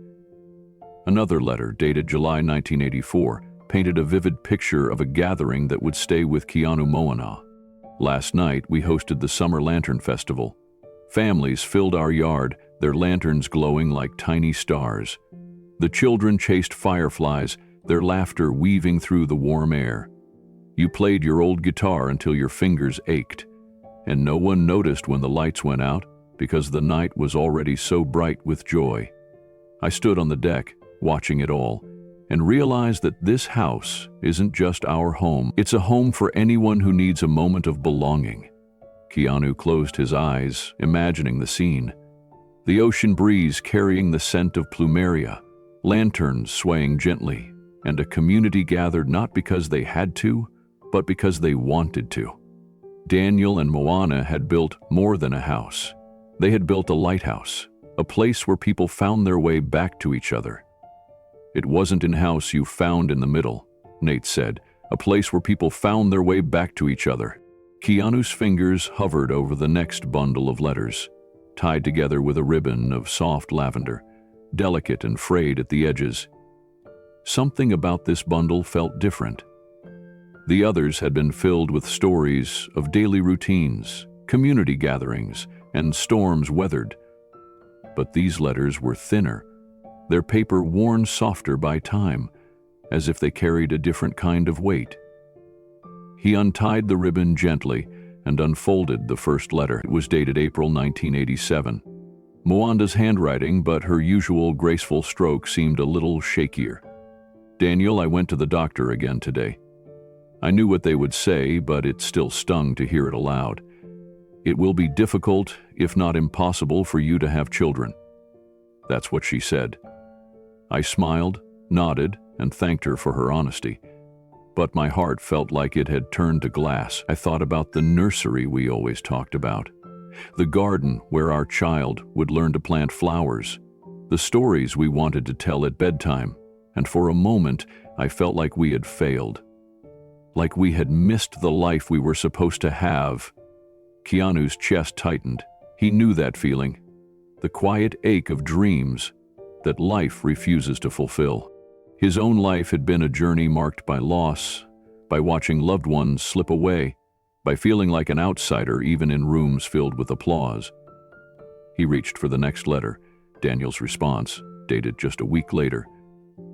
Moana, I know your heart is heavy, mine is too, but I keep thinking about all the children who already fill this house with their laughter. Lonnie comes by after school, asking you to braid her hair. Tommy stops in on weekends to help me in the garden. The Mackay twins knock on our door whenever they need a quiet place to do homework.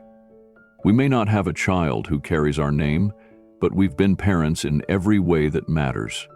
Our family isn't in our blood, Moana. It's in our presence, in the way we show up for these kids when they need someone to believe in them. Keanu leaned back, his eyes stinging as he looked out across the bare land. He had spent so many years grappling with his own loneliness, believing that family was a privilege denied to him because of circumstance. But here was Daniel, reminding him that family wasn't a matter of lineage. It was about being present, about offering love where it was needed most. Another letter, dated September 1988. Moana's words, softer but filled with acceptance. Daniel, today the Mackay twins called us Grandma and Grandpa for the first time. It wasn't rehearsed. It just slipped out as naturally as the tide returning to shore. I laughed, but my heart swelled.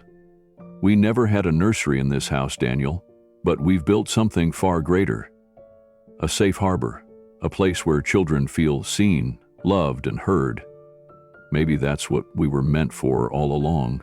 Keanu closed his eyes, letting the words settle deep. He thought of his own interactions with strangers, moments when a kind word or a listening ear had left a lasting impact, moments that felt fleeting but meant everything. Keanu unfolded another letter, dated May 1990.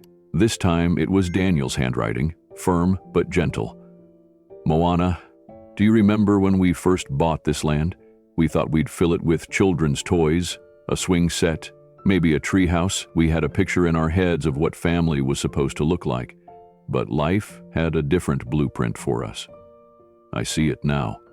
Every child who's walked through our door, every teenager who's cried at our kitchen table, every neighbor's child who's fallen asleep on our couch after a storm, they are all our children. They may not carry our name, but they carry our love with them wherever they go. Keanu's throat tightened. The realization was hitting him deeply. For so long he had measured family in terms of what was missing: the absence of a wife, the absence of children, the absence of roots. But Daniel and Moana had redefined that concept. Their family had been built not through biology, but through choice, through presence, through the simple act of being there when someone needed them. An other letter, dated December 1992, Moana's handwriting softer now, but filled with unwavering conviction. Daniel, I used to think not having children would be an empty space in my life. But I was wrong. The Mackay twins graduated this week. They invited us to their ceremony and introduced us as their grandparents. Lonnie is getting married next spring, and asked me to help her pick her wedding dress. Tommy stops by every Sunday just to sit on the porch and talk. Our home has raised children, Daniel. Our hands have shaped their stories. Maybe not in the way we imagined, but in the way that truly matters. Keanu could see them now. Daniel and Moana sitting on the deck, a chorus of children's voices swirling around them, not bound by blood, but by bonds far deeper. Bonds forged in acts of kindness, in small moments of guidance, in the simple but powerful choice to care. He thought about his own life, the fans who had approached him not just for autographs, but to share their stories, the crew members who remembered his quiet words of encouragement on difficult days, the strangers whose lives had intersected with his in brief yet meaningful ways. He had always considered those moments as fleeting, never understanding that they were, in fact, pieces of a larger tapestry, connections that formed a family of their own. Keanu looked back into the chest. The letters weren't records of a life that had lacked children. They were evidence of a life that had embraced a different kind of parenthood, one not defined by titles, but by acts of love. In that moment, he realized he wasn't standing on the ruins of a house. He was standing on sacred ground, built by hands that had chosen to give rather than hold. Keanu's fingers brushed against the bottom of the chest, feeling the textured grain of the old wood beneath the remaining keepsakes. His hand touched something smooth, an envelope, thicker than the others, sealed with care. Across its surface, in Moana's familiar, graceful handwriting, were the words, "To the next keeper of this land." He held the envelope gently, as if its weight could shift at any moment, though he knew it wasn't paper that made it heavy. It was the intent behind it. Moana had written this for someone she would never meet, trusting that the land itself would decide when and to whom it should be delivered. Keanu broke the seal slowly. Inside was a single, folded letter. Its edges softened by time, but the ink remained clear, as if the words had been waiting for decades to be read aloud. "Dear friend, if you are reading this, it means this land has chosen you as its next caretaker. I won't pretend to know who you are or what brought you here, but I do know this place has a way of finding the people who need it most." Keanu's breath caught.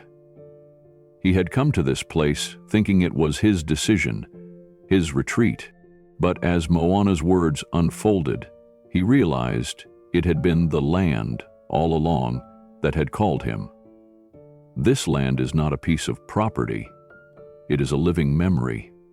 Every sunrise has watched over the joys and sorrows of those who've stood here. Every grain of sand has been soaked in the laughter of children and the tears of those finding their way back to hope. My husband Daniel and I were lucky enough to add our own small story to its history. Keanu's eyes glistened as he imagined Daniel and Moana's quiet mornings, their shared rituals, their hands shaping this place with love and patience. He could feel their presence in the wind that brushed across his face, in the gentle rustle of the leaning palm trees. We dreamed of a life filled with simple joys, a deck to watch the sunrise, a garden to grow what we needed, a home that opened its doors when storms made others afraid to knock. We never had children of our own, but this land taught us that family is not bound by blood. It's bound by kindness, by presence, by the choice to see and be seen. Keanu's chest ached. These words were not a farewell. They were an invitation. Moana wasn't asking for preservation of structures. She was offering a legacy of values, passed down not through inheritance, but through intention. I ask only one thing of you, dear keeper. Do not treat this land as an asset. Treat it as a friend. Let it teach you to slow down, to notice the way the morning light touched the ocean, to hear the stories the wind tells through the coconut trees. Let this place remind you that joy is found in small moments, not grand achievements. Keanu exhaled slowly, his heart swelling.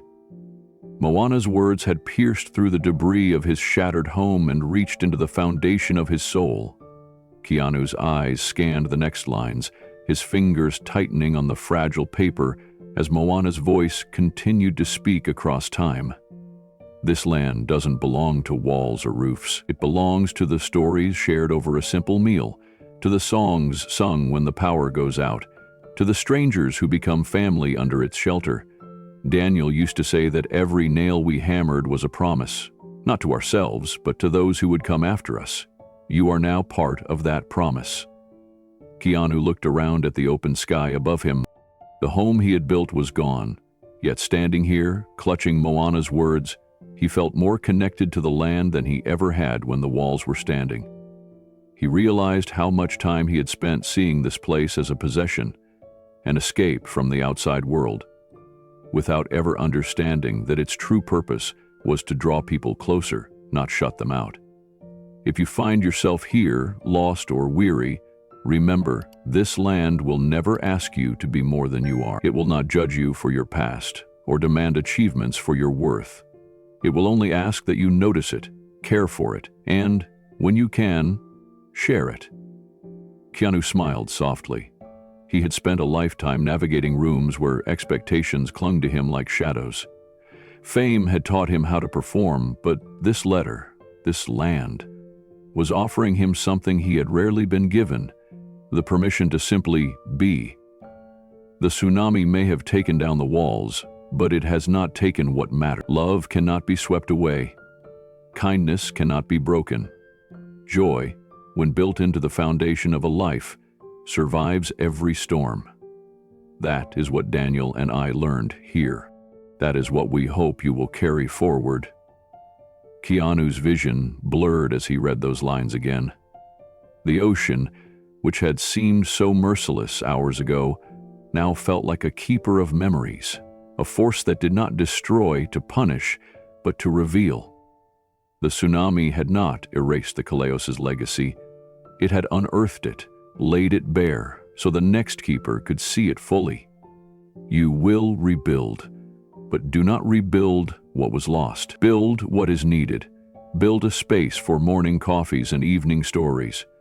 Build a home where others will feel safe to laugh, to cry, to find themselves. The land will tell you what it needs. You only have to listen. Keanu folded the letter gently, his heart heavy yet light at the same time. The chest had not just given him stories.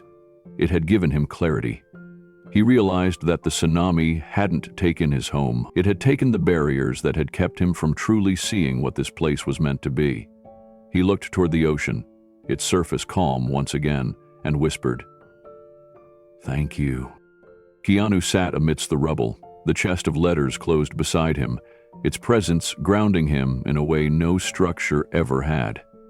The morning sun was climbing higher now, casting soft light over the broken beams and shattered tiles that had once formed his house. Yet, instead of seeing loss, he saw possibility. The question wasn't if he would rebuild, it was how. For years, this land had been his escape, a place where he could step away from the noise of Hollywood, from the expectations that clung to his name. But as he sat there, surrounded by the memories of Daniel and Moana, he realized that escape had never been the land's true purpose. It had been a sanctuary, not for isolation, but for connection. The thought of rebuilding another modern home, a sleek architectural marvel filled with glass and steel, felt hollow now. The walls would only serve to keep people out, to recreate the very barriers the tsunami had so effortlessly torn down. He didn't want that anymore. He wanted something different, something honest. He looked out across the cleared space where his deck had once been. He pictured a simple, open-air cottage rising in its place. No towering walls or grand entrances, just a humble structure, built with reclaimed wood and large open spaces where the breeze could move freely, a home that breathed with the land rather than against it. He imagined a wide deck, not designed for solitude but for gathering. A place where neighbors could sit with their morning coffee and watch the sunrise together, where local children could gather for storytelling afternoons, their laughter weaving into the rhythm of the waves, a place that echoed Daniel and Moana's vision, a home that existed to be shared. Keanu smiled at the thought. He could already see the faces of the community, The Mackay twins' grandchildren, Mrs. Chen's family, the kids from the nearby school, coming by not as visitors, but as part of the home's heartbeat. He would host gatherings not for publicity, but for presence. Storytelling circles at dusk, where old tales and new dreams could intertwine under the open sky. Quiet mornings, where anyone could join him on the deck. No expectations, no agendas, just the shared ritual of welcoming the day. He thought about turning part of the land into a community garden, much like Moana's, where neighbors could grow vegetables, herbs, and flowers. A space where hands could meet soil, where people could reconnect with the earth and with each other. He pictured himself there, not as a celebrity figure, but as a fellow gardener, learning alongside everyone else. This wasn't about creating a monument. It was about fostering a space where life could happen, raw, unscripted, and real. He wanted to build something that would honor Daniel and Moana, not in plaque or marble, but in the continuation of their value: simplicity, kindness, presence. Keanu stood slowly, brushing the sand from his palms.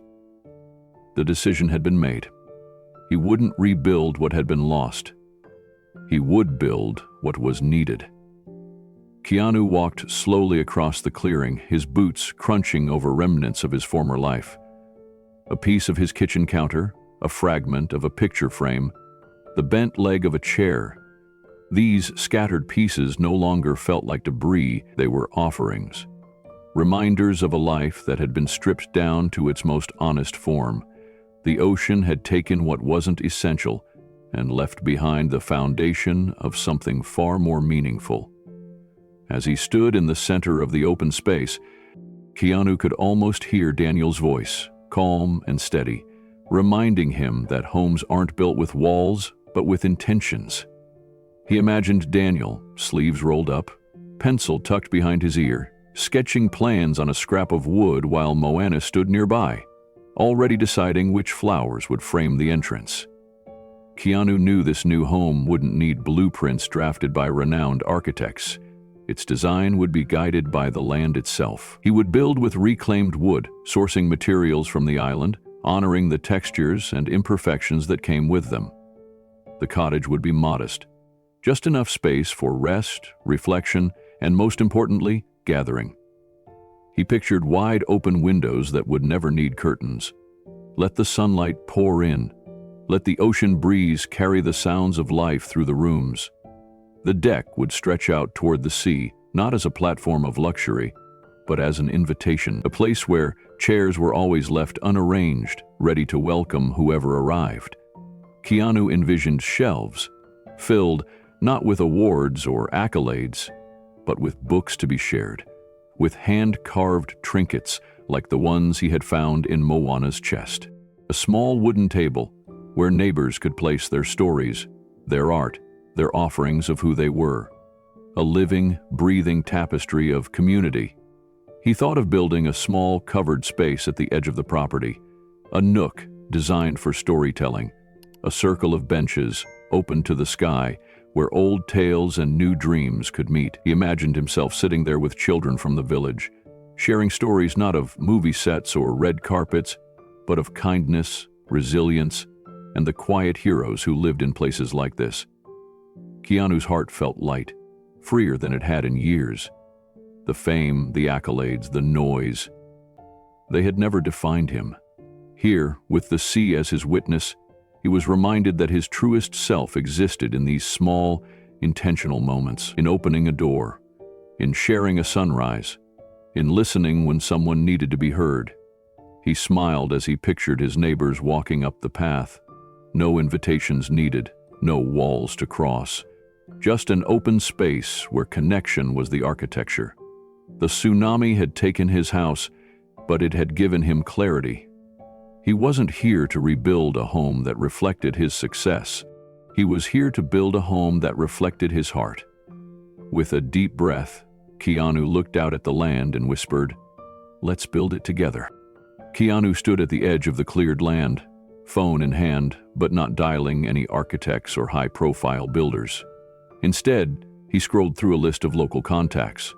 Craftsmen, artisans, people who had spent their lives working with their hands, shaping wood, stone, and metal with care and patience. He wasn't looking for speed or spectacle. He was looking for heart. He made his first call to Keanu, an elderly carpenter known for his handmade boats that still lined the shores of Maui. Keanu answered with his usual slow drawl, as if every word was chosen carefully. When Keanu explained his vision, not to rebuild a mansion, but to create a humble open-air home built by local hands, Keanu's response was immediate. "You want something built with aloha, not just hammer and nail. I'll be there." The next call was to Leilani, a craftswoman who had once restored the Kaleo's garden wall with nothing more than hand tools and patience. Keanu remembered her kindness, the way she spoke to the stones as if they were old friends. She too agreed without hesitation. Word may have begun to spread. By the next morning, Keanu's property was no longer silent. Neighbors arrived, not out of curiosity, but with purpose. Mrs. Chen's sons carried salvaged wood from their family farm. The Mackay twins, now fathers themselves, showed up with toolboxes in hand. The once quiet land became a gathering place, alive with the hum of conversation, laughter, and the rhythmic sounds of rebuilding. Keanu didn't stand off to the side giving instructions. He worked alongside everyone, sanding planks, hauling beams, digging post holes with calloused hands that felt grateful to touch the earth. Every nail driven into the wood was done with intention. Every beam lifted carried not just weight, but a piece of the community's shared story. Keanu showed Keanu how to select wood that talked back, explaining that the grain would tell him which way it wanted to bend, where it would stand strong. Leilani taught him to mix lime wash for the walls, a technique passed down through generations. These weren't just construction lessons, they were acts of preservation, of keeping stories alive through craft. What began as a project to rebuild his home quickly transformed into a communal act of love. Each person who came brought not just labor, but memories. Mrs. Chen recounted afternoons spent reading with Moana. The Mackay twins remembered how Daniel had taught them to fix a broken fishing net. Every conversation was a thread, weaving together past and present into something living, breathing, and new. Keanu felt the difference. This wasn't a construction site. It was a gathering, a celebration of shared humanity.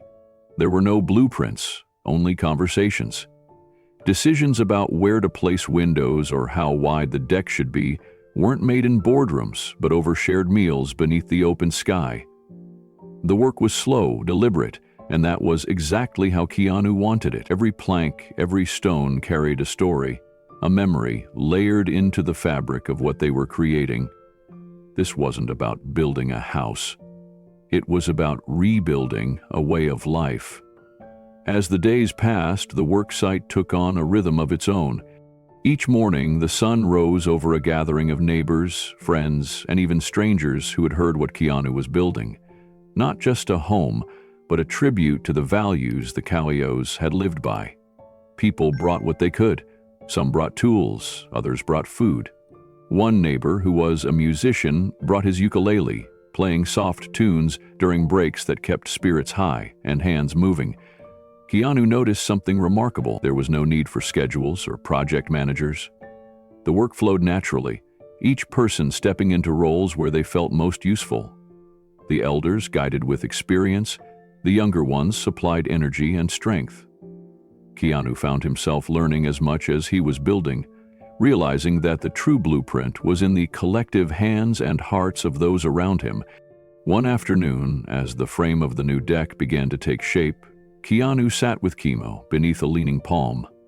They watched as a group of teenagers hammered planks into place under Leilani's watchful eye. Keanu, wiping sweat from his brow, turned to Keanu and said, "This is what makes a house breathe, Keanu. Not machines, not blueprints. It's the people who give a piece of themselves to it." Keanu nodded. Feeling the truth of those words settled deep. Every person working here was leaving behind more than labor. They were embedding their stories, their values, their love into every joint and beam. This wasn't about ownership. It was about stewardship. When the roof was ready to be laid, it wasn't corporate contractors who arrived. It was the same neighbors who had weathered storms with Daniel and Moana, some now with silver in their hair, their children by their side, passing down techniques through hands-on teaching. Together they crafted a roof not designed to impress from afar, but to provide shelter that was honest, resilient, and beautiful in its simplicity. Keanu's heart swelled with gratitude as he watched Mrs. Chen's grandson, no older than 10, carefully paint a plank with a brush twice his size. The boy's strokes were uneven, but his concentration was fierce. It reminded Keanu of Daniel's letters, of the way small acts were never really small. As sunset approached each day, no one rushed to leave. Instead, they sat together on the partially built deck, sharing meals of rice, fish, and vegetables from the local gardens. Conversations flowed freely, stories of Daniel's old jokes, memories of Moana's quiet wisdom, and dreams for what this new space could become. Keanu listened more than he spoke, humbled by the depth of connection that was growing from the very soil beneath them. The home that was rising wasn't his alone.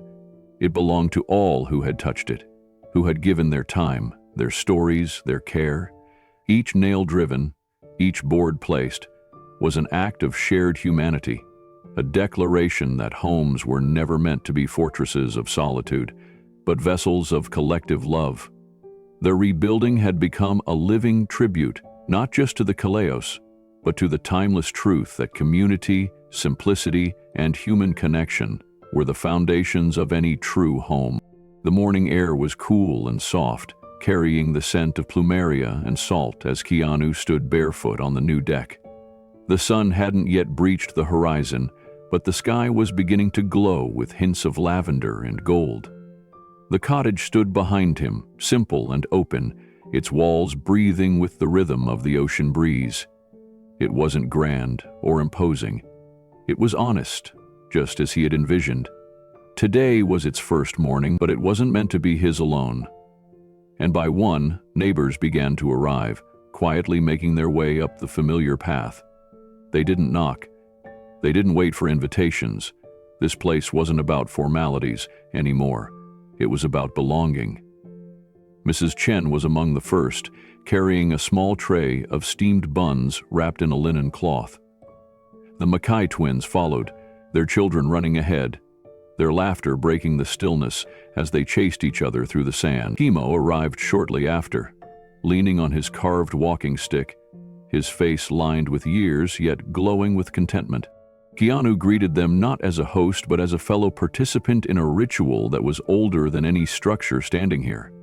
There were no speeches prepared, no cameras, no fanfare, just people gathering to honor the sunrise and the stories it would carry with it. As the crowd slowly filled the space, Keanu noticed how naturally everyone found their place. Some settled onto the steps of the deck, others on blankets spread across the sand. A few stood, arms crossed, eyes on the horizon, waiting for that first sliver of sunlight to breach the sea's edge. In his hand, Keanu clutched Moana's letter, the one she had written to the next keeper of this land. It had been folded and unfolded countless times in the past months, its creases softening with every reading, its words becoming etched into his heart. Today, it wasn't a letter from the past. It was a living guidepost for the moment that was unfolding. As the first blush of sunlight touched the ocean, a hush fell over the gathering. Conversations paused, laughter softened, replaced by the gentle symphony of waves meeting shore. The light was subtle at first, a delicate brush of gold across the water, but it grew with each passing breath, filling the sky with a quiet magnificence that no words could rival. Elderly neighbors began sharing stories, their voices rising softly, carried on the morning breeze. Mrs. Chen spoke of Moana's garden, how she used to give away orchids to anyone who was having a bad day. Kimo recalled the time Daniel had rebuilt the school's library shelves after a storm, refusing any payment. Each memory added another stitch to the tapestry of the Kaleos' legacy, woven now into the fabric of this gathering. Digital played in the sand nearby, their laughter mingling effortlessly with the stories, creating a soundtrack that felt both timeless and immediate. Keanu stood among them, not as an outsider, not as a celebrity, but as a keeper of something far more valuable than fame. As the sun lifted fully above the horizon, its light washed over the gathering, illuminating faces lined with memory and hearts softened by shared history. The deck, newly built yet already seasoned with footsteps and stories, felt alive beneath Keanu's feet. He remained quiet, Moana's letter still in his hand, letting the voices of the community fill the morning. Leilani stood up, holding a small wooden carving in her hands.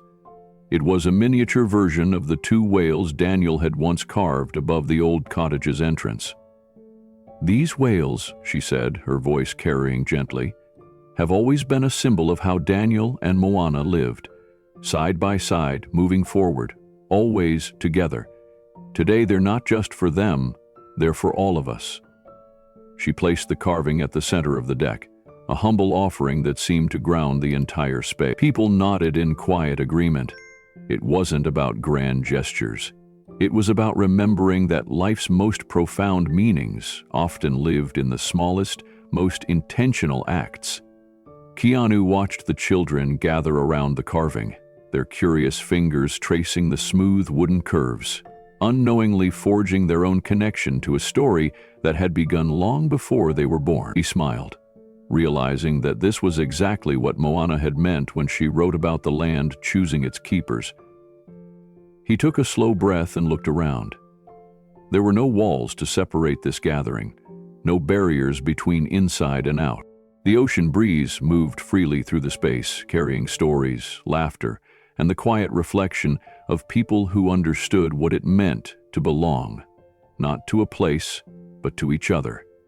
Keanu had spent so much of his life surrounded by noise, press conferences, flashing cameras, crowded rooms where everyone wanted something. But here, in the simplicity of this moment, he felt a kind of fullness that no award or accolade had ever given him. The Kaleos had known this truth all along, that the most important things in life aren't found in the spotlight, but in the quiet, shared spaces where hearts open and lives intertwine. As the gathering continued, people began placing small items at the base of the deck.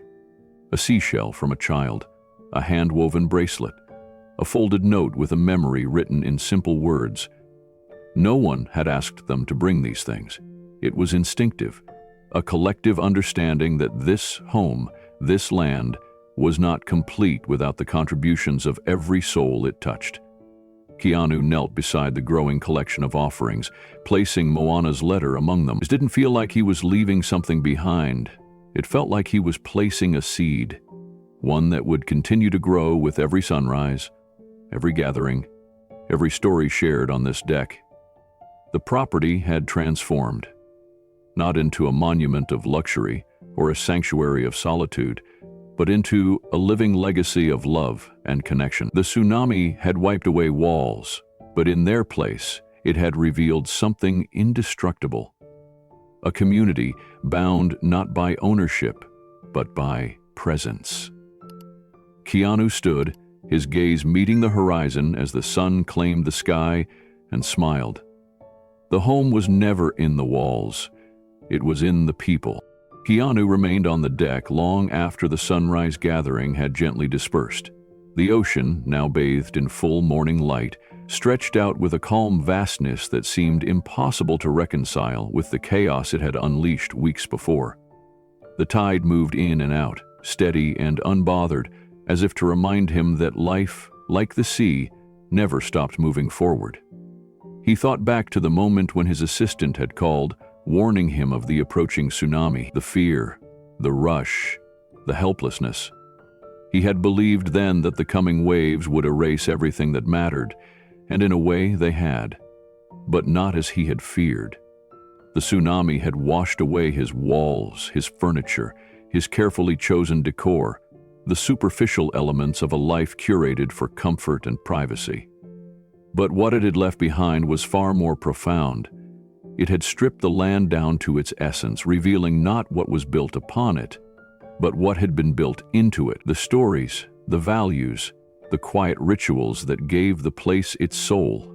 As he stood there, Keanu realized that Daniel and Moana had never feared losing their home to a storm. They had built their lives in such a way that no wave could ever truly take it from them. Their home wasn't in the walls or the roof. It was in the memories etched into the soil, in the laughter that echoed across the deck, in the hands that had lifted others during times of need. Keanu felt the weight of Moana's letter still resting in his heart. She had written not with expectation, but with hope. A hope that whoever inherited this land would understand that its true value wasn't in its market price, but in its power to nurture human connection. That message had survived the storm. It had survived time itself. And now it had become a part of him. He reflected on his own journey. For years he had chased solitude, believing that peace was something found in isolation, away from the noise of the world. Yet here, amidst the ruins and the rebuilding, he had found a deeper peace than he had ever known, not in being alone, but in being present with others. The tsunami had not taken everything. It had given him a new lens through which to see the world. It had taught him that sometimes it's only through loss that we are able to truly recognize what we've been given. The land had been waiting patiently to reveal this truth. Keanu took a slow breath, the salty air filling his lungs. He watched as a child's laughter floated up from the shoreline, mingling with the sound of waves meeting sand. This was the legacy Daniel and Moana had left behind. And now it was his to continue, not through possession, but through participation. Keanu sat on the edge of the deck, feet dangling just above the sand, watching the ocean's rhythm. He thought about how many mornings Daniel and Moana must have sat in this exact spot, starting their day not with plans or agendas, but with quiet observation. The simple act of noticing the world had been their sanctuary. Now it was his. He reflected on the rituals that had brought him peace long before he owned this land: a quiet cup of coffee in the morning, the hum of a motorcycle beneath him on open roads, the rare but cherished conversations with strangers who asked nothing of him except for a moment of shared humanity. Those rituals had always been there, but the noise of fame and the pursuit of security had made him forget how sacred they were. This place and the storm that had stripped it bare had reminded him. Keanu looked around at the new cottage. It wasn't grand, but it was alive. Every beam carried a fingerprint, every plank a shared story. The deck wasn't a stage, it was a bridge, a place where people met not to impress, but to connect. The home he had built wasn't a reconstruction, it was a reawakening. The tsunami had taken his house, but it had given him back his purpose. He stood up, feeling the warmth of the sun now fully draped over the land, and turned to where Moana's letter rested among the collection of offerings. He didn't need to hold it anymore. The words had already settled into him, shaping his next steps. He thought about the future, not in terms of projects or roles, but in moments. Mornings spent sharing coffee with neighbors, afternoons hosting storytelling circles for children, evenings filled with simple meals and open conversations. The home would never be finished in the traditional sense. It would evolve, breathe, and grow with every person who stepped onto the deck and left a piece of their story behind. Keanu's heart swelled with gratitude. He understood now that homes aren't built to shield us from the world, they're built to anchor us to it. He turned back toward the ocean, watching as the waves rolled in softly, each one a quiet reminder that life is not about accumulation, but about flow. The tide had taken many things, but it had returned something far more valuable: perspective. Keanu smiled gently as he addressed the quiet, listening world. Have you ever lost something material, only to discover something far greater in its place? Maybe it wasn't a house or a possession, but a version of yourself that you thought was gone. Maybe losing it was what allowed you to find what really mattered. I'd love for you to share your story in the comments and tell me, what's a simple ritual in your life that brings you peace? Maybe it's a morning walk, a cup of tea, a quiet moment at sunset. Those small acts have a way of holding us steady, even when life tries to pull us off course. Thank you for being here, for listening, for sharing this journey with me, because in the end, the most precious treasures are never what we build with our hands, but what we build with our hearts.